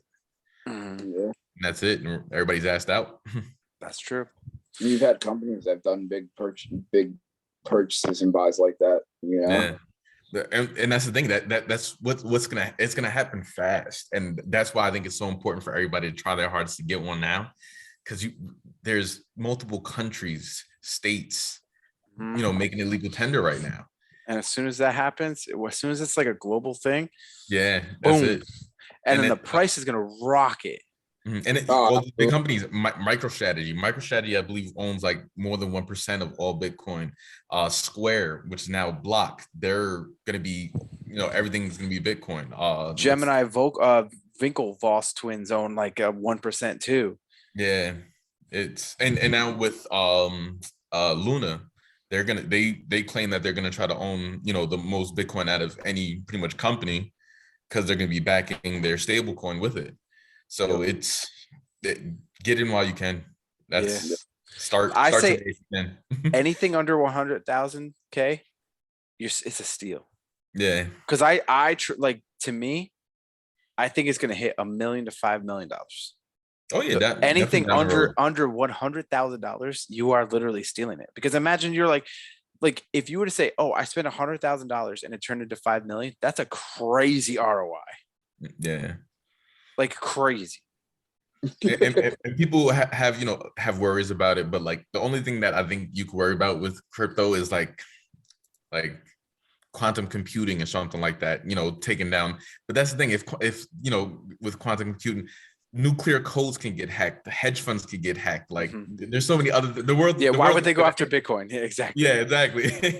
You know what's gonna happen? They're gonna bring it back from the past, and they're gonna come in with a little floppy disk and be like, "We're gonna take over the world." Well, no, that's why you need a ledger, bro. So you keep it off the exchanges. So if someone hacks the exchanges, you're like, "I still good. I got it. I got my floppy drive." So, I know we had a discussion on Ledger before we started recording. So Ledger is basically an offline crypto wallet that if for any reason, like Coinbase gets hacked or Gemini or whatever, like your coins are safe because it is in your possession, and it's like what they say is not your keys, not your coins. So you have the key phrase, you have the password. So unless like someone's holding a gun to your head, like no one can get it from you. And even if that, swallow it, man. Like that's true. That's true too. That's true too.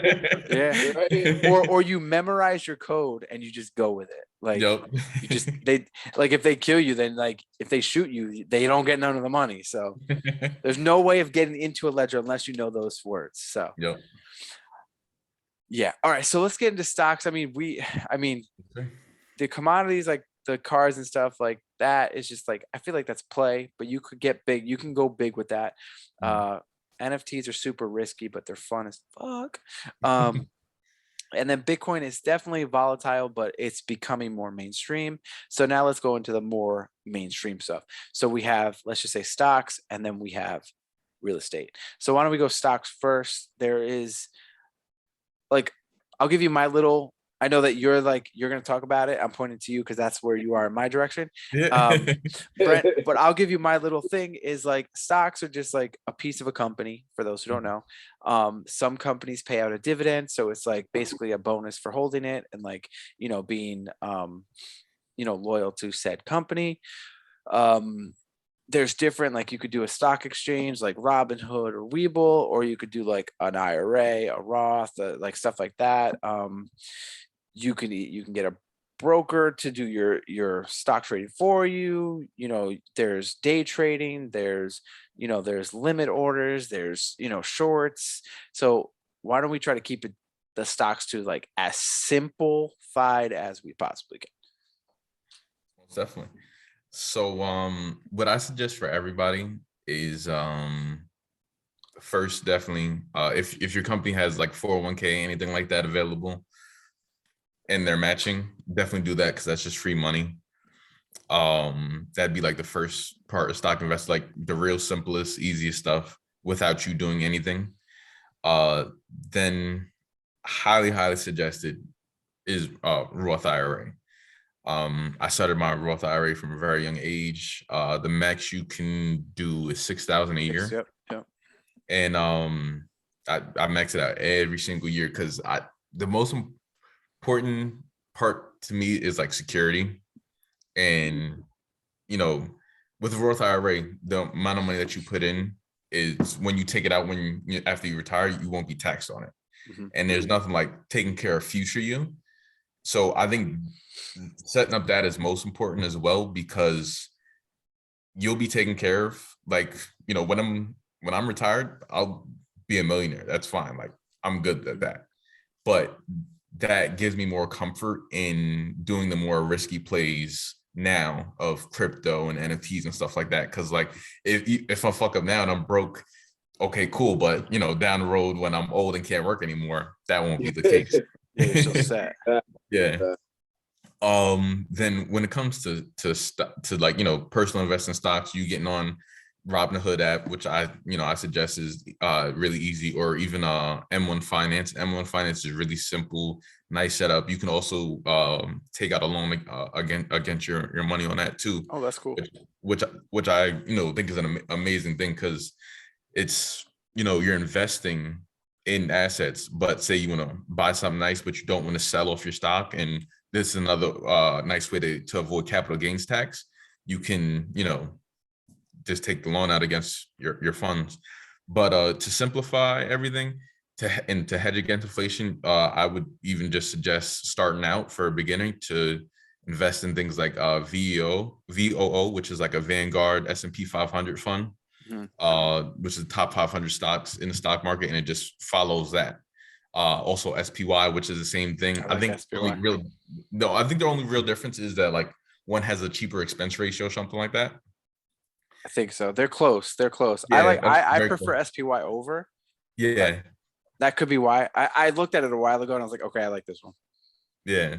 So I like that. That is another one that like I would suggest, like, you set up a DCA in and just have it safe. But like actual buying, like if you go into like a lot of the biggest ETFs, mutual funds, all that, if you look at all their top investments, what they hold their highest percentage of is always either Apple, Microsoft, Amazon, Tesla, stuff like that. QQQ is another really good one that I would suggest. But if you look at those top holdings, the work is kind of already done for you. Like, say you don't want to invest like in that, because the nice things about those, when they run up nicely. But when there's a decline in the market, you don't lose that much. Mm-hmm. But with individual stocks, when it goes down, but you have a higher upside. But if you are going to do individual stocks, I suggest just looking at the top holdings of all of those funds and investing in those directly, and you're good. So like I said, Apple, Microsoft, Google, Amazon, Tesla. Google and Amazon, I'm in the process now of buying both of those, more of those before the stock split. Oh yeah, it's true. The 20-1 stock split. But right now, and the thing is, the funny thing about that is I actually took a break. So I'm still maxing out my IRA, still, doing like VO and certain things like that. But I actually took a break from investing in stocks, because my main goal right now is to get a Bitcoin. So once I get my one Bitcoin, I'll invest in everything else. Bang! That can do it. There you go. But if you're not comfortable with crypto and you just want to keep it really simple in investing, that's what I suggest doing. Yeah, I say ETFs are definitely the easiest way to go. And then also one thing that I didn't know for a while is that, like, if you were to trade stocks outside of a Roth IRA, you're paying taxes on each transaction, just like crypto. Mm. But Yeah. if you're trading inside your Roth, you're not paying Yeah. taxes. So Yeah. you can go invest in a company that shoots up 100%, sell that shit, and then reinvest it into a safer like ETF or something like that. And Yeah. you're not paying those taxes. So that does end up being an awesome thing for, for those the Roth. And what I would suggest with the Roth is starting out, I say as long as you're under the age of 40, put it in the most aggressive things that you can. Mhm. And then as you get closer to retirement, start to taper off on them just so your money's safe and you have more money when you retire. Yep. Yeah. I always like, for me, one thing again, I'm more a crypto guy. Mm. But one thing I tell people who ask me like, what should I invest in? I always say, besides ETFs, because that's like like obviously a much safer way. I go, if you want to invest into like certain companies, because people are like, oh, what company should I invest in? I go, what do you buy? What do you Mhm. own? Like, Yeah. I own an iPhone. We're recording on my MacBook. Apple's Like, what, I have an $3 Apple trillion? Watch. Yeah. Yeah. So like, I would go invest into Apple. Yeah. You So just gotta look around sometimes. Like, wow, yeah. okay. Like, what kind of car do you drive? Do you drive a Honda? Do you always go from Honda to Honda to Honda to Honda? Or are you Mm. like, okay, I'm gonna go Honda to Hyundai to BMW to Tesla? Like, you know what I'm saying? So if you are committed to Just invest in something, Tesla. well, obviously, EVs, baby. So, but I always say, like, if you for girls, if you are really into one makeup brand, if they have a stock and you think that this makeup brand is going to go, invest in that stock. Even if you do it in your Roth, right? Let's just say you do it Yeah. in your Roth, you get all these gains, and then you start seeing it like taper off, then you just sell it. Or you hear that the company might go out of business or going to merge. You could sell without paying the capital gains. But Yeah. I always say, like, what do you believe in?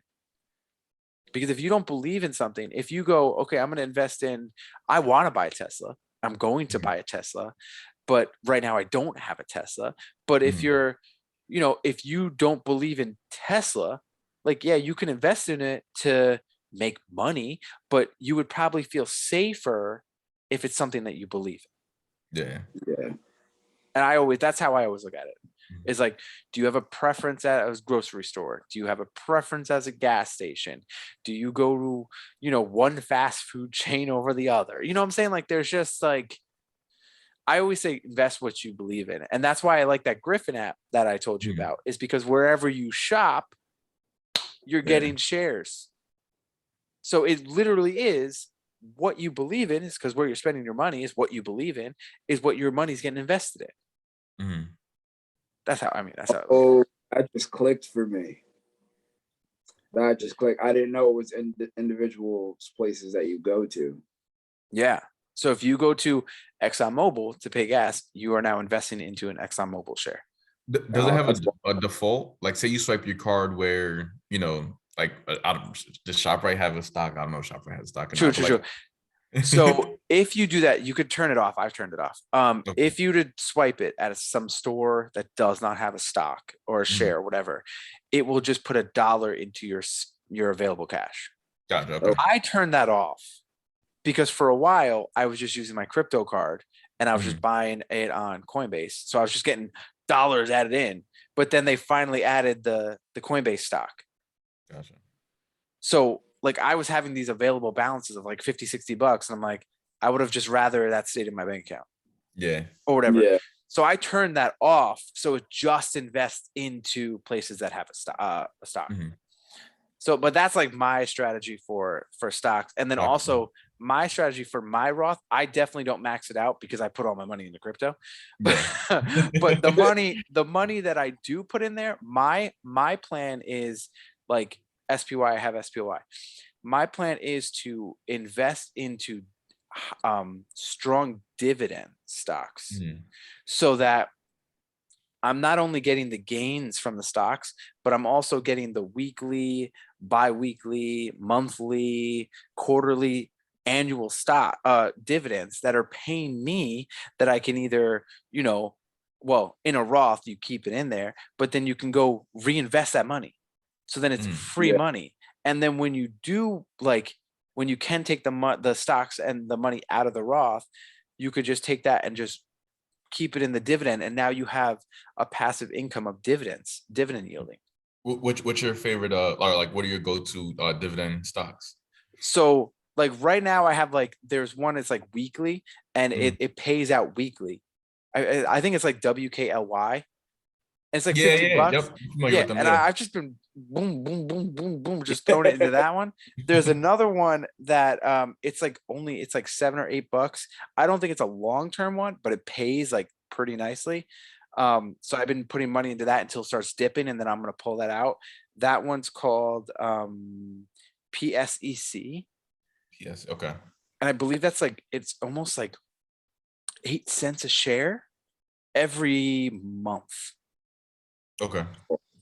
So like that can add up pretty quick, 8 cents. Yeah. So like, and then I have like SP, and there are some ETFs that do pay dividends. They don't pay as much, but Yeah. again, I like seeing that like money, because even in a bear market, in the stock market, you're still getting paid dividends. Mhm. So that's how I look at it. And another suggestion that I like, because a lot of people are interested in ESG, which is environmental, social, and governance. There's a really good ETF called JSTC, Okay. and Right. that only will have companies in that ETF that has good ESG, which good aware of social issues, nothing in prison systems, nothing tobacco wise, so if people have like certain beliefs and stuff like that, but they still want to make some money, that's another thing I would suggest as well. Oh, that's dope. Because just because a company will make you money, but you don't align with their beliefs, that you may not always want to like. I mean, I love Tesla. Tesla's made me a lot of money. They've had 2 racial lawsuits in the past 2 years, but I still want one though. I I really still want want one. one. I still want one. I want many actually. There's like 2. I want to get the Cybertruck. Oh, the Cybertruck, yeah. But again, that's like what I was saying before, is like invest in what you believe in. Because Yeah. again, if you don't smoke and you hate smoking, you're not going to go invest in the tobacco companies. I'm sure of it. Yeah, like I think MO Ultra, but they're also that's also a really good dividend stock. So But it's like one of those like catch-22. It's like, yeah. Andy, do you have anything added to that? I've been following a lot of Ricky Rose lately, and that's one thing he always says, and like that's kind of been my mindset for like stocks, is like, if I like it or I use it, then why not invest in it?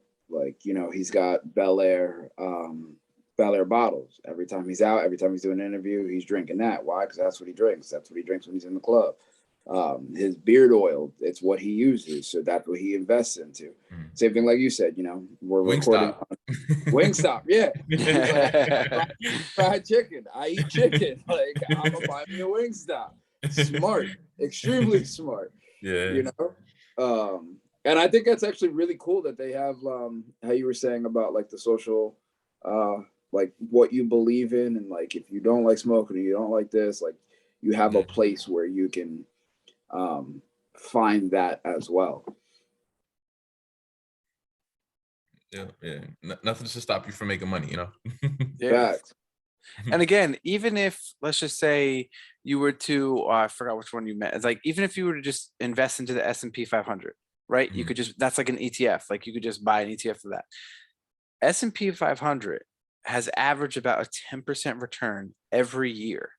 Yeah. Like for the like as long as it's been around. I think it might even be like 13 or 14 now, I think, or something like that. But even if you look at that in the percentage of, if it goes up 10 to 14% a year and inflation's at 7.9, you are outperforming inflation. Yeah. And I try to tell people, I'm like, oh yeah, someone's like, I got a 5% raise. And I was like, what, this year? And they're like, yeah. And I was like, so you got a negative 2.9% raise. And they're like, what are you talking about? I was like, your raise didn't keep up with the rate of inflation. So you actually took a pay cut, whether you want to believe it or not, because your money's not going to go as far. This is something that like people aren't being taught. Like this stuff isn't being taught in school. This stuff. No, and it should be. Yeah. Yeah. Like I've never had to use Pythagorean theorem in my life. Exactly. What the fuck is a synth cost tan? I don't need that shit. PEMDAS, guys. PEMDAS. Yeah, you're gonna use it in your future. I swear. Watch, just watch. One day you're walking down the street, be like, PEMDAS. I used it finally. You'll never have a calculator in your pocket. You need to learn this shit. Yeah. What's this? What? I got a calculator and I got Google. So if my calculator don't know the answer, Google will. And it's on my watch. What's up? Exactly. Yeah. And she got a first name too now. So So that's like, those are like things that I really, the whole thing about any of this is to one, like okay, here's my opinion with stocks and crypto. A lot of it isn't for like tomorrow. It's for 5, 10, 20, 30 retirement. Like if you want to, like, I would say if you need to, battle inflation like that, I would, do all those apps that you're getting like 5%, 10% here. Like that helps. But this stuff is like long term. So don't think that anything that you are going to buy, whether Bitcoin or an Apple stock, is going to make you a millionaire overnight. No, a lot of this stuff is what we were saying before. It's all compounding. So even like most of these stock apps, you can buy what is it called? Partial stocks or whatever, fractional stocks. You could buy fractional stocks. So you can go in and go, I can only afford, like the example before, someone who makes $700 a week and they have $50 to their name after the end of their bills is, okay, I can only afford $5 a week. Okay, $5 a week, every week, it does add up, especially if it's like a dividend paying stock. Now you're paying the $5 a week. Plus, when the dividend pays out, whether weekly, monthly, quarter, whatever, you're getting free money on top of that. If it's in like a crypto and you're getting 2 to 15% APY, whether it pays out monthly or weekly, that $5 it adds up plus the interest that's being paid. So those things that you might be like, I only have $5, I only have $10, I only have $20. If you just consistently do it, the DCA, which is dollar cost average, in something that you believe in long term, it will eventually pay off. But you have to start somewhere. You can't just go, okay, I'm 60, I have no money to my name, and I want to retire in 5 years. It's just not going to happen. It's just not going to happen. That's why you should start a Roth IRA. You take out the $1 million that you would have had in the Roth IRA. You get dividends on $1 million worth of stock. That's a paycheck right there. Yeah. right. More than a paycheck. And then again, you're getting Social Security on top of that. So you're like really making out. And because it's not well, the dividends end up being taxed, but that $1 million is not taxed. Yeah. So but also you since you're retired, then you'll be in a lower tax bracket and it won't be taxed as bad. Yeah, because dividends are taxed as income. Yeah, yep, they're taxed as income. So that's like 15 to 18%. And then if you're in a different tax bracket or you're in a lower income level, it could be 7 to 10. So even, that's still good. It's amazing. Yeah. I'm gonna run it back. Better than nothing. I'm gonna run it back from episode 1, which really pissed me off. But for the people who, like Rob said, you can just put $5 in and keep putting $5 in. People might think of, since we talked about it a lot, think of Tesla and be like, oh, that's way too much money. Just because of the brand name itself and what it, brings out, they might think, hey, it's way too much money. When the pandemic first started, still makes me so mad till this day. Tesla was $67. Damn. Ethereum was 96. Bitcoin was 3,000. Yeah. Think about that. Apple was under 100. $5, $5 here, $5 there. That adds up eventually. You had it. And then you're getting dividends on top of that, which is adding to what you're adding. And that's another misconception that people commonly have too, is that they look at the price and like, oh, this is too expensive. But you have to look at how much money that you could put in and the upside of that project, stock, whatever it may be. And you're still getting that percent gain on whatever money you put in. Yep. So you're still winning. Yep. And I hear like, you know how like rich people say, oh, if you just cut out that $5 coffee every day, you'd be able to be successful. So I'm going to change the mindset here. If you were to take and get rid of that $5 coffee every day and invest that $5 instead of, let's just say you drink coffee at home and let's just say it costs you 30 cents instead of $5, you take that 470 that you're saving and invest that every day. And that 470 times 7, and then by times 30 days in a month or whatever, that shit will add up very quick. And that right there could help you get to those financial goals that you want. It's not going to happen overnight. Again, none of this happens overnight. There's no way any of this happens overnight. Because even if you invested in, let's say, Bitcoin when it first came out and it was 1 cent, you would have had to wait almost 12 years for it to be 69,000. Mhm. And again, you know how many people sold off before then? You know how many people were like, nah, this is the blah, blah, blah, blah. Same thing with stocks. You know how many times that Amazon, since 1992, has done like, I think Amazon has done like 3 or 4 80% drops. You don't think people panic sold at Amazon at 80% drops? But now those it's who one of, held. yeah, the ones that held are like, the people who They're held up. Amazon are millionaires right now. If you Yeah. bought 1,000 shares of Amazon in 92, you're a millionaire pretty much. Yeah. Let's backtrack to crypto for 1 second. What do you guys feel about meme coins? Fucking hate it. It's like a roller coaster. You can make quick money, but if you make one bad mistake or don't sell at the right time, you will lose everything. Good to trade. It's good to trade. It's not an investment. It's more of a gamble. It's more of a gamble. Yeah, I agree. But another reason that I'm not too mad at them all the time is that I feel like it's exposure to the market. And then once people learn what the actual utility of certain cryptos are, they'll hopefully they profited and take out their profits and put it into, Bitcoin, Ethereum, and even so for those who don't care about, social or like, what they believe in, if you just kind of put your money like where the highest market caps are, they're going to grow. You're going to be good. Yeah. If you're looking for long-term, not flipping, because then there's people who are like, well, I want to go into a low cap to higher gains, but those higher gains aren't guaranteed. And it's risky. Yeah. I mean, there are right now, there's a ton of like growth stop deals that are amazing companies that are like 50% off right now. Yeah, exactly. Because you got to think everything is down right now. Everything is down. So let's just say, I don't know, like I used to know like stock prices. So let's just say Apple was at 250. It's probably down to 125. Yeah. Okay, so it's probably down to like let's just say it's at $100 right now and it was 250. Is Amazon going out of business? Or no, is Apple going out of business? No, never. Probably not. So you know that the stock's going to go back up. So right now you have to look at it as like, this is a fire sale discount right now. Same thing with Bitcoin. I think Bitcoin's going to 5 million.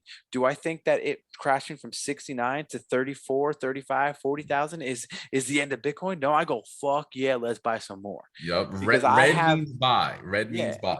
Yeah, red means buy. Especially if red means buy when it's something that you can clearly see there's a future in it. Like there are some red things that you're like, oh, that was a risky buy when I bought it, and the red is really red and it's not coming back. But like things like, again, things that you believe in. I mean, if you know what I'm saying? Like Apple's not going out of business. Amazon's not going out of business. Tesla's not going out of business. Ford, I know Ford took a fucking hit. They're not going out of business. You know how many airlines took a hit? Do you think Delta, American Airlines, those big names are going out of business? No, they're taking short-term hits because of the pandemic, because of the gas prices, whatever the case is. They will eventually go back up. Yeah. Again, not financial advice. Do your own research. But in my like, do you think every single airline is going to go out of business? No. But see, that's the thing though. People don't focus on, are they going to stay in business or will it go up? It's FOMO of right now. Yeah. It's FOMO or panic sell. Yeah. I mean, the same thing happened with Dogecoin. Look, Dogecoin shot up and we're making people rich. They invested and all of a sudden it dropped and everybody sold everything. And now look at it, Yeah, it's not coming back, I don't think. I don't think so either. But then the same thing, you can say the same thing with like GameStop and AMC and all those meme stock that were going on. Like those stocks shouldn't have been that high, but you No, know, no. everyone kind of But jumped on it and held. if you could Yeah. jump on it, make your bag, get out and put it into Apple, Microsoft, Google, Tesla, any like do so. That I think that's the best strategy. Like you just said with meme coins, like it like gives people access to the market and kind of opens up Yeah. their eyes, and hopefully they're taking their gains and putting it toward big coins, like established coins, so then they can benefit. But that really is, it's like you have to start somewhere, whether big, small, or little, or whatever the case is. You just have to start somewhere. Yeah. You know what's crazy about that is that, you know, just for the same thing you just said though, like, well, even those coins, like people might think like, oh, GameStop's not going to go out of business. You know what I mean? So they But people might said the same thing about Blockbuster. Well, that's true. And now look at Netflix. But and that's Netflix, and then every game console you could just load the game and stream it on, like Game Pass and all this other stuff. Like it's Yep. You have to look in the future and see where it's going to be. Exactly. Yeah. So unless you guys want to add anything on to stocks, I mean, we all kind of gave our advice on stocks. Yeah, and honestly, I would say like, I'm an investor more than anything than a trader. So like, you know, stock options and futures and stuff like that. I have experience with it, but I don't know enough to talk about it like at, you know, a serious level that I'd want to broadcast it. And so yeah, I'm good. Yeah, that stuff is like super complicated. Yeah, those are options, and if you know, you want to take deep dives into YouTube, do so. Yeah. That's definitely more advanced level. We're just trying to help people understand the overall concept of investing. So we can jump into real estate, and then at the end we can kind of give our own strategies. I mean, I've kind of been sprinkling mine in, but we can kind of go into our own strategies on how we fight inflation and, you know, save for the future, or even just like everyday nonsensical stuff. If you want to go first, Brent, because I know that you actually own some real estate. So my sister and I, we like right before the pandemic, which is like perfect timing, we purchased a condo. Nice 2-bedroom, 2-bathroom, has a balcony, pool, tennis courts, access. So there is a HOA, but it was a beautiful deal. Put the offer in, first offer accepted. Nice. Got it for a little under asking, and with this crazy housing boom, it has already gone up to 276. So we're already, you know, have built a ton of equity. I think we spent only around $7,000 in putting in hardwood floors, getting new appliances, and like making little modifications to the bathroom. But other than that, it was a very large learning experience, I would say. But I suggest if you could do it, hop into it. Having a cash flowing asset is, I think, extremely important, because you just take the cash flow, invest it, and even if you don't want to invest it, you could, you know, have that monthly payment be, you know, a monthly payment to a car or something else, but you're still making money in the long run because it's appreciating. But and you have a lot of options with financing.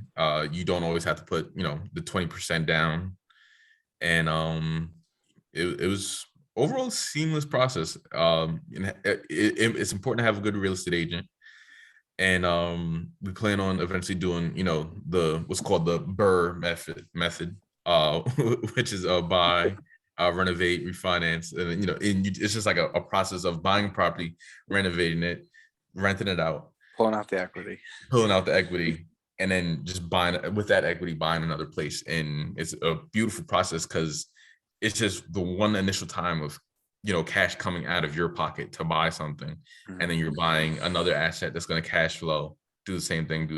So it's just like a really nice, like, snowball effect into wealth, essentially. That's one of those things that you have to start. Like, you have to start. You can't. It's not gonna you have to make the first steps first. And that's the thing. I had before we did it, I was watching so many YouTube videos on it, and just like I had a notebook full of notes and stuff like that. Nice. And like I was getting like anxious, but it's just one of those things that you just have to do. Like I said, find a good real estate agent, have them look out. It's important to get pre-approved first as well. Get pre-approved.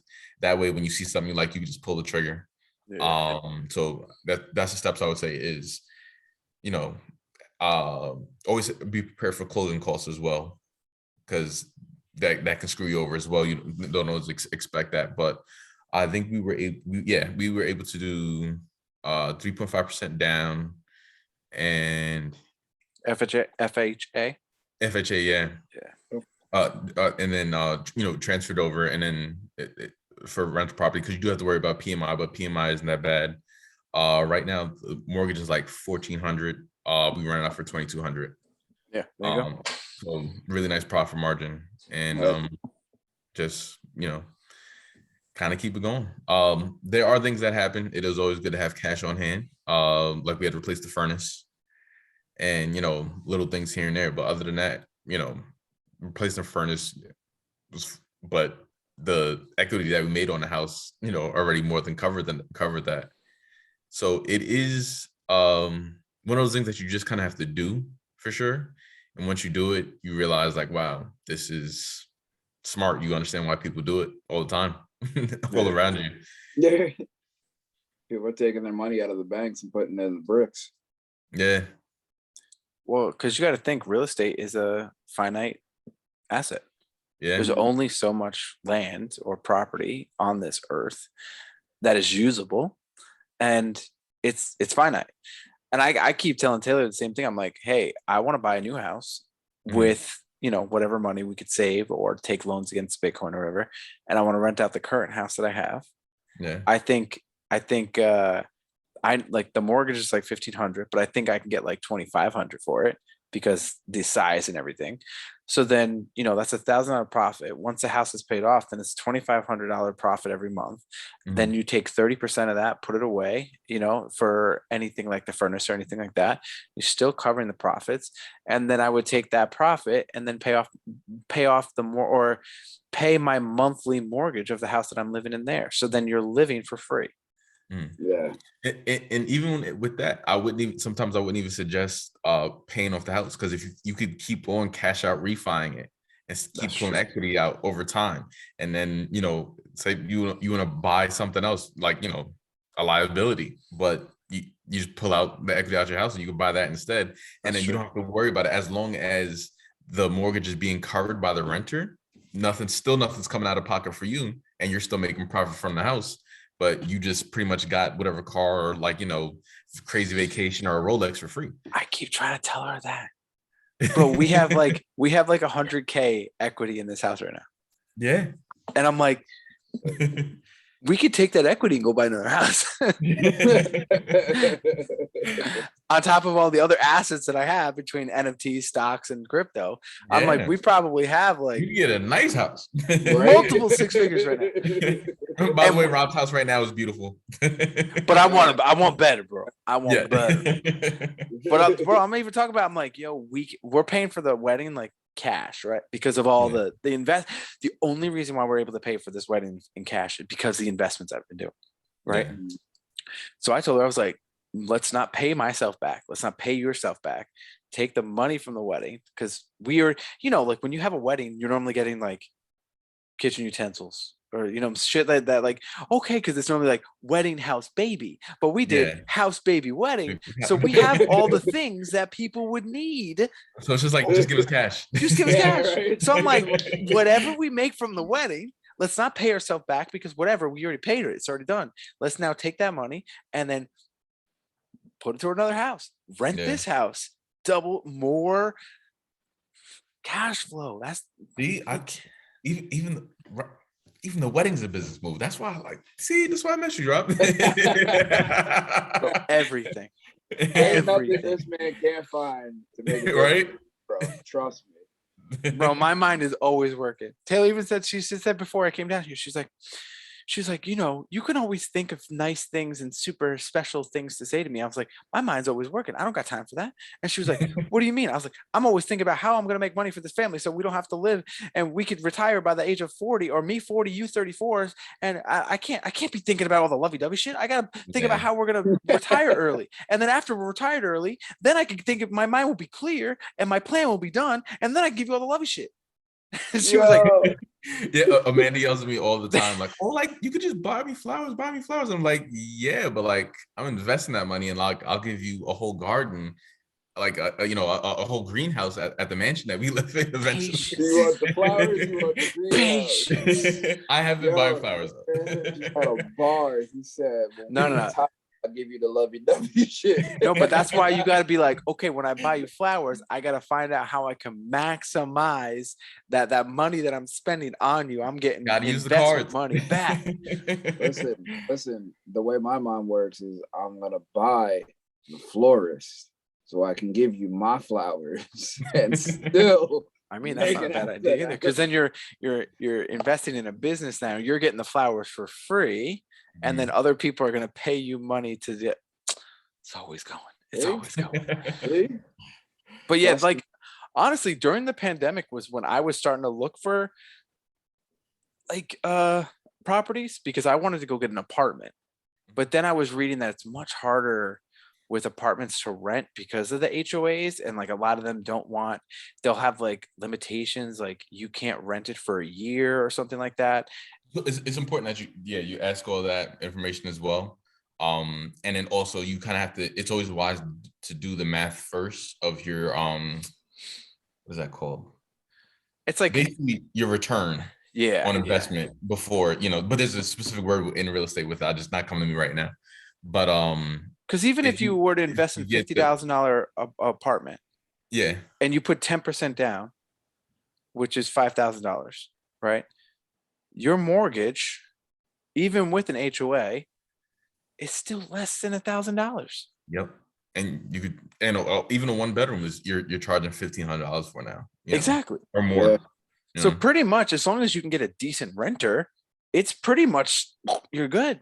Yeah.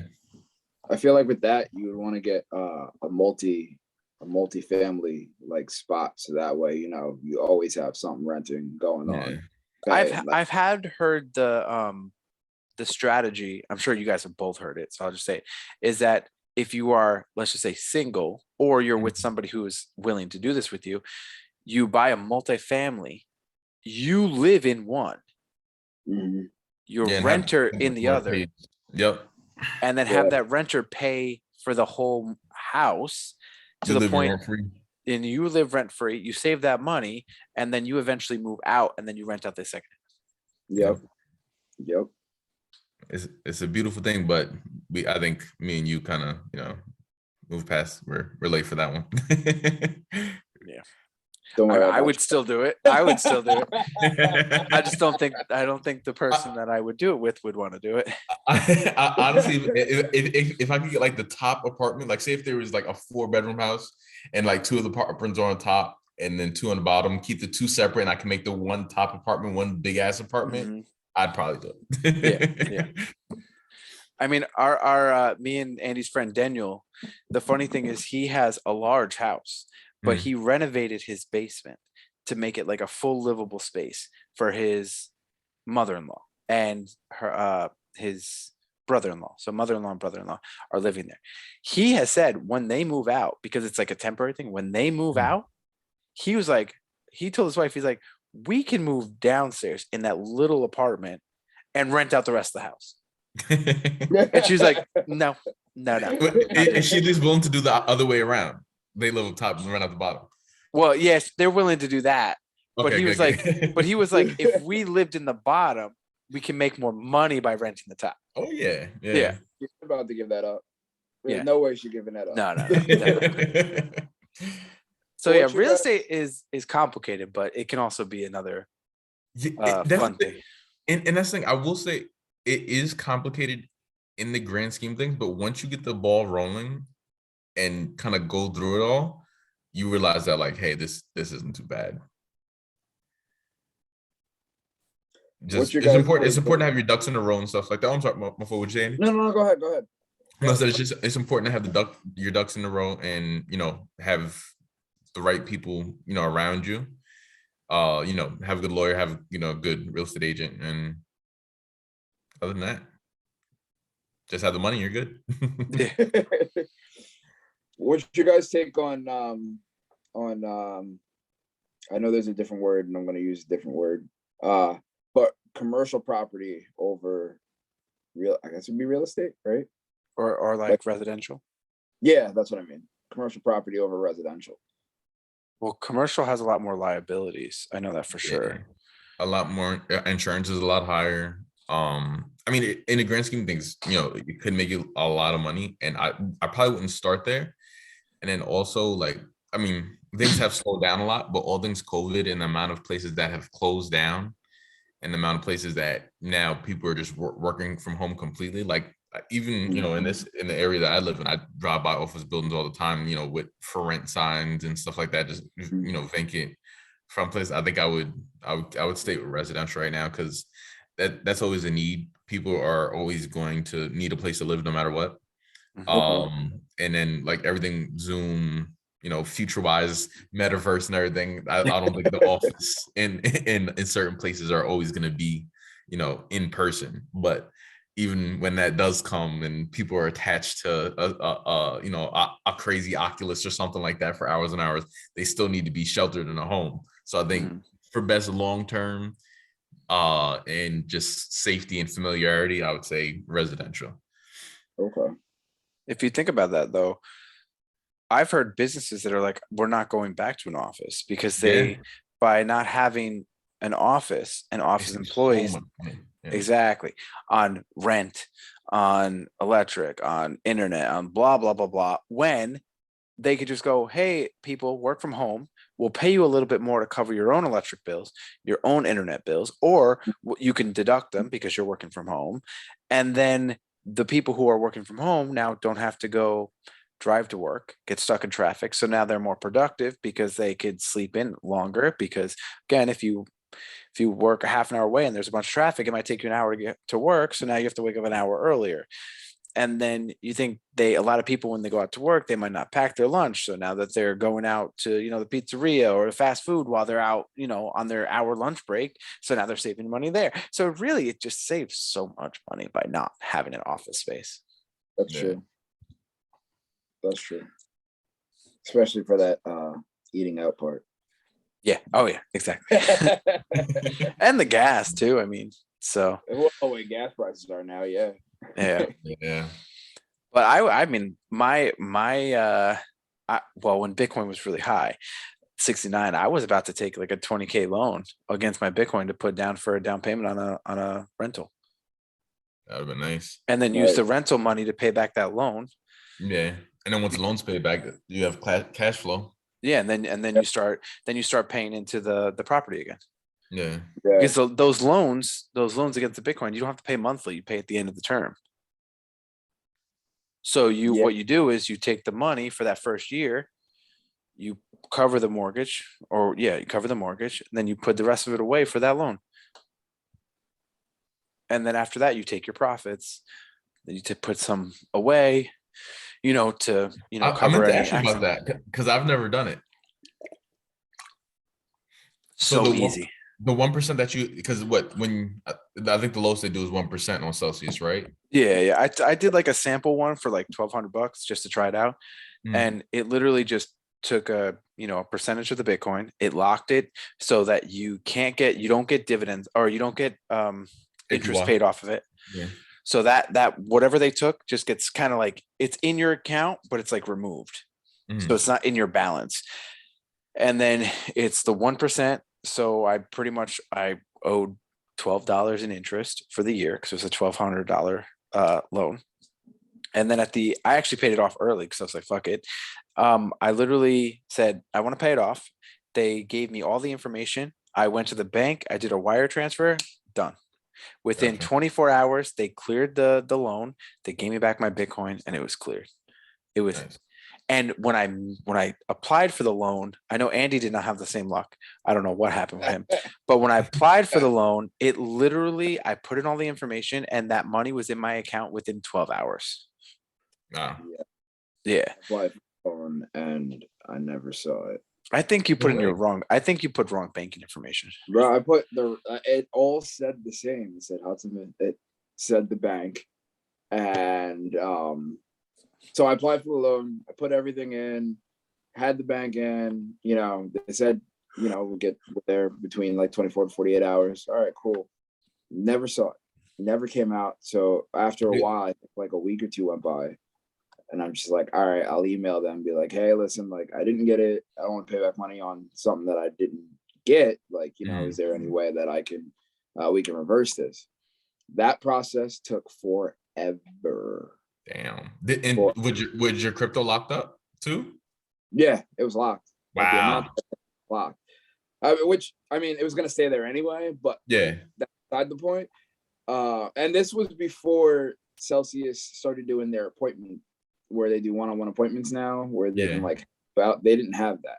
So it was literally an email where somebody will get back to you within like 48 hours. Then the email they sent you, they kind of just explained how their stuff went. So when you replied to it, you had to wait another 48 hours, to the point of like, I went to Twitter, found the people in charge on Twitter and DM'd them like, yo, can you help me out? Like, try this email, tried that email, that didn't work. I mean, it's a great concept though, you know. Yeah, that's amazing. You're getting X amount of money, you're putting it in, you're creating an asset out of it, and then you're paying back. That's another beautiful thing. No credit scores, no W-2s, no bank statements. It's literally just And then also, like you said before, Brent, is that when you take a collateral loan, no credit score, right? And you don't pay taxes. If I were to have sold that 1,200 instead of borrowed that 1,200, I would have had to pay capital gains. Yeah. It's very true. So yeah, real estate. That's real estate. So I guess we've been going for like 2 hours. So, which is okay. The conversation has been flying by and I'm okay with that. So why don't we now come to the like the kind of the finish line and give our like what our strategy is. Yeah. Gotcha. And since you suggested it, why don't you go first? Oh gosh. So right now, currently my strategy is you know, of course, 401k, max out my Roth IRA. Like I said, I've taken a break from, you know, other personal stock investments just because right now my goal is, you know, to become a whole coiner, attain that 1 BTC. Well, what? And then once I get there, then I'll, you know, dive into other projects and investments. But I just know the potential of that and where that can go. And it's kind of limitless. Like, you know, the amount of money that it will go up to, and being able to take the loan, you know, against it and not have to pay taxes and then put it into something, you know, that is another asset that will cash flow. Like, that's, you know, you can't ask for anything better than that. So that's my strategy. And then strategy real estate is just continue to, you know, grow that portfolio by, you know, taking the equity out, put it into something else, and just getting as many as possible. And yeah, that's my my investment strategy right now, and plan to hopefully be retired by 40. There you go. There you go. How many more years? Come on, tell them out. 11. 11 more years. Okay. 7 more There you years. go. Yeah, Okay. There you go. Andy? Mine is pretty much invest in the things I use, invest in the companies that that I like, and like the things that I use daily. Definitely trying to get a full Bitcoin, get a full ETH, and I think down the road, I mean, I've always said this, I do want to get real estate property. I do want to get residential property, but I also want to get commercial property. I want to give people a spot where they can go to get away from life and like work on their dream or like work on their projects where they don't have a place to like have that quiet time, or like they don't have like a studio time, you know, they can set something up and like start from there. Because I know there's a lot of places around us that like rent out old high schools, and you know, people are using it to like start up their YouTube channel or podcasts and stuff like that. And I think that's pretty dope. So that's pretty much the direction I'm headed. Word. Mine's super complicated. Let's see. I DCA every week to Ethereum and Bitcoin. I DCA every month into my Roth because it's much slower because, you know. But the whole goal of mine is to make sure that anything that I obtain, any asset that I obtain, I'm either generating it for free. So like I have XYO that I drive and I generate a coin. I have my helium miner that just plugs in and I'm generating a coin. I have my Polkadot that is at 12% interest right now. And it gets paid out daily. I got my Bitcoin and my Ethereum getting paid out every week. When I swipe my cards, I'm getting Bitcoin or cash. I was like, so pretty much my short term is to generate as much revenue or cash flow as I possibly can, whether it's a penny or $100 a day, you know. Then for the long term, for like my Roth, again, I'm investing in a lot of dividend stocks, so that the dividend stocks, if I don't max out my contribution, I'm still making a good amount just from dividends. And then NFTs, again, that's like a shorter, longer term, is that I'm trying to invest in things that I believe in, that I see a future in, that have, blue, a certified blue kind of whatever check mark you want to see, that, I want the NFTs I invest in are going to be like BAYC. So like 100 Ethereum plus, because then right there, I could sell one off of one NFT, and, 100 Ethereum is about 250,000. So if I can get a couple NFTs that are 50 to 100 Ethereum right there, that could, 4 of those, that's $1 million right there. That's life-changing money. Yeah. So the combination of NFTs and again, I said it before, a lot of my NFTs are generating some passive income. So not only are they worth the asset price, they're generating passive income. My interest rates on my coins are generating passive income. My dividends on my stocks are generating passive income. Whenever I swipe my card, I'm generating some sense of income. So everything I do, that my goal is that everything I do is generating some kind of money. So that is like my strategy, is like short term is generate as much as I can. Get as much, and the goal is, again, my goal is to also retire by 40. I'm 34, almost 35. So I got 5-6 years. So if I can generate a passive income of, let's just say 5 to 10,000 a month from just my investments, not do anything else, just investing, a steady DCA into different things, then I could retire at 40 and know that I still have money coming in every single month, no matter what.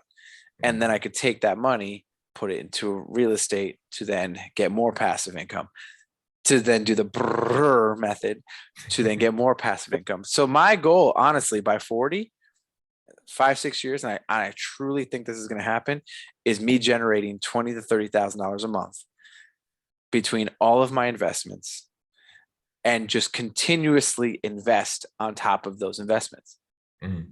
Okay. Because if you think about this, here's a tax loop. Not really a tax loop. Here's a tax loop. Right there, I could then take, if I need, let's just say, I don't know, because again, I always live under my means. Let's say I could live on $100,000 a year. I can then take a loan out against my Bitcoin at the beginning of the year for $100,000. I live off the $100,000 for a year. I maximize it. I put it in the interest. I have it. Then I can also take that and put it into USDC, 7.6%, 8% interest.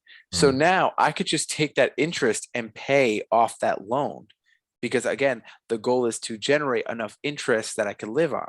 So now I'm only paying the taxes on the dividends or the interest, which is taxed as income, versus getting taxed at capital gains. So if I take out $100,000 loan, I'm living off that with no taxes, with very little interest. And then I take that dividend and interest and just pay off that loan. So now if I've already maximized, I'm making 20, 30,000 in interest, I could pay off that loan in 6 to 7 months. I'm paying the money on the 10 to 15% on the income tax versus 30, 40% on capital gains. Yeah. Yeah. And then I just rinse, repeat to the point that I have multiple properties generating $2,000 to $5,000 a month, interest and all that stuff. And then I just sit back and go, where do I want to go today? I think that's the goal. Yep. Again, it all started with I'll meet $5. you wherever you're at. We go to Turks and Caicos, That's Bali, what I'm whatever. We'll go where Bitcoin's accepted. Yes. I want to keep it. I want to keep it.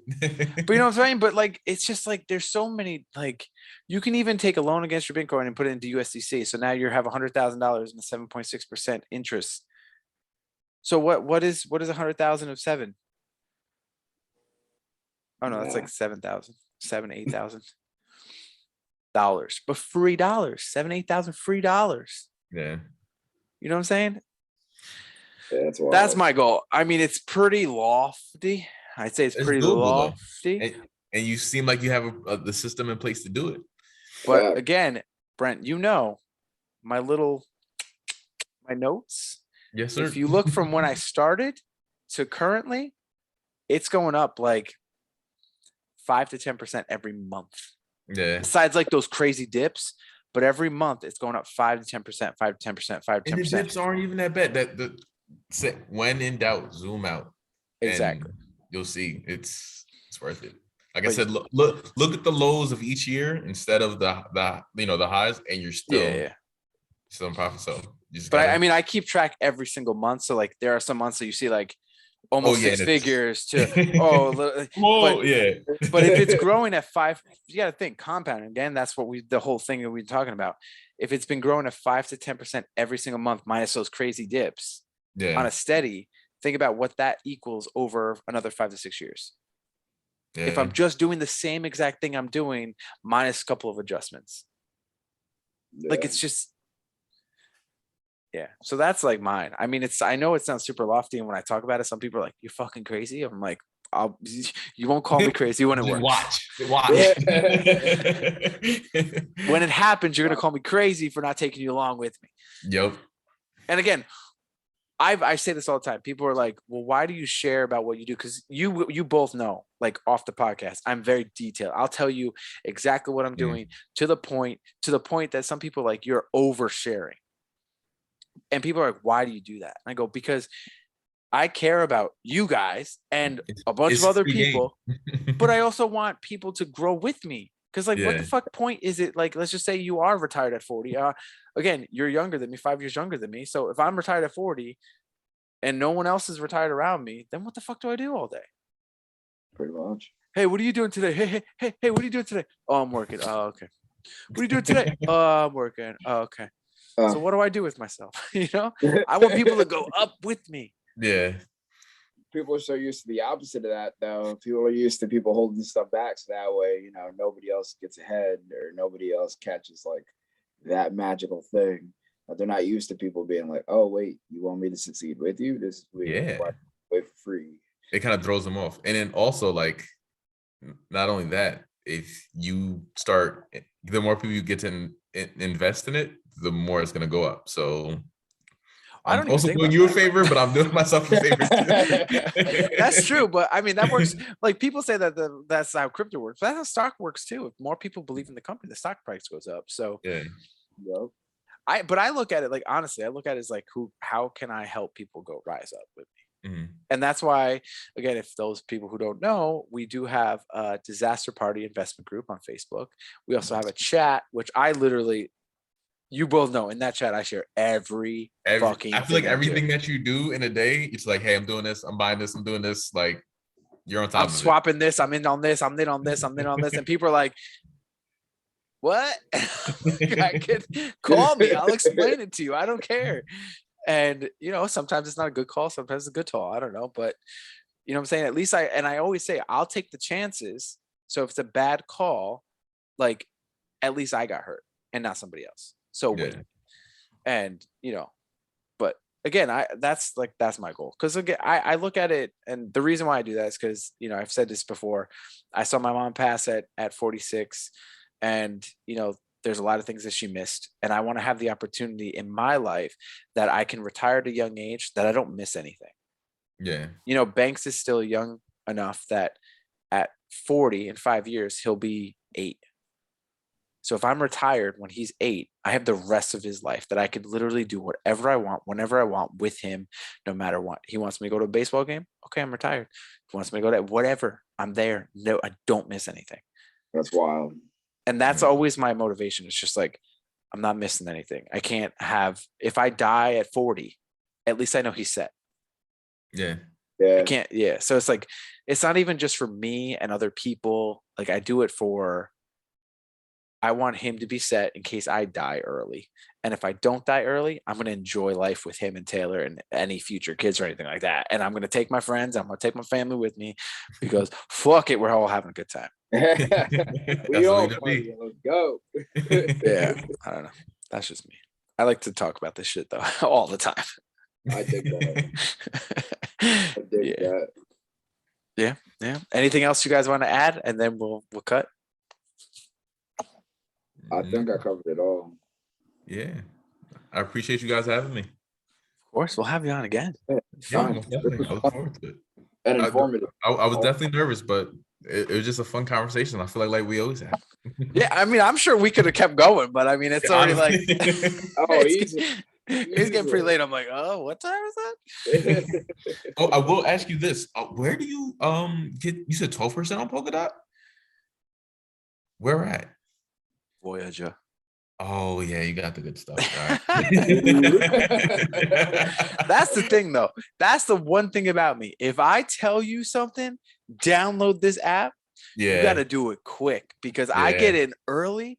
And then especially for crypto, they're like, oh shit, this is working in New York. Cut it now.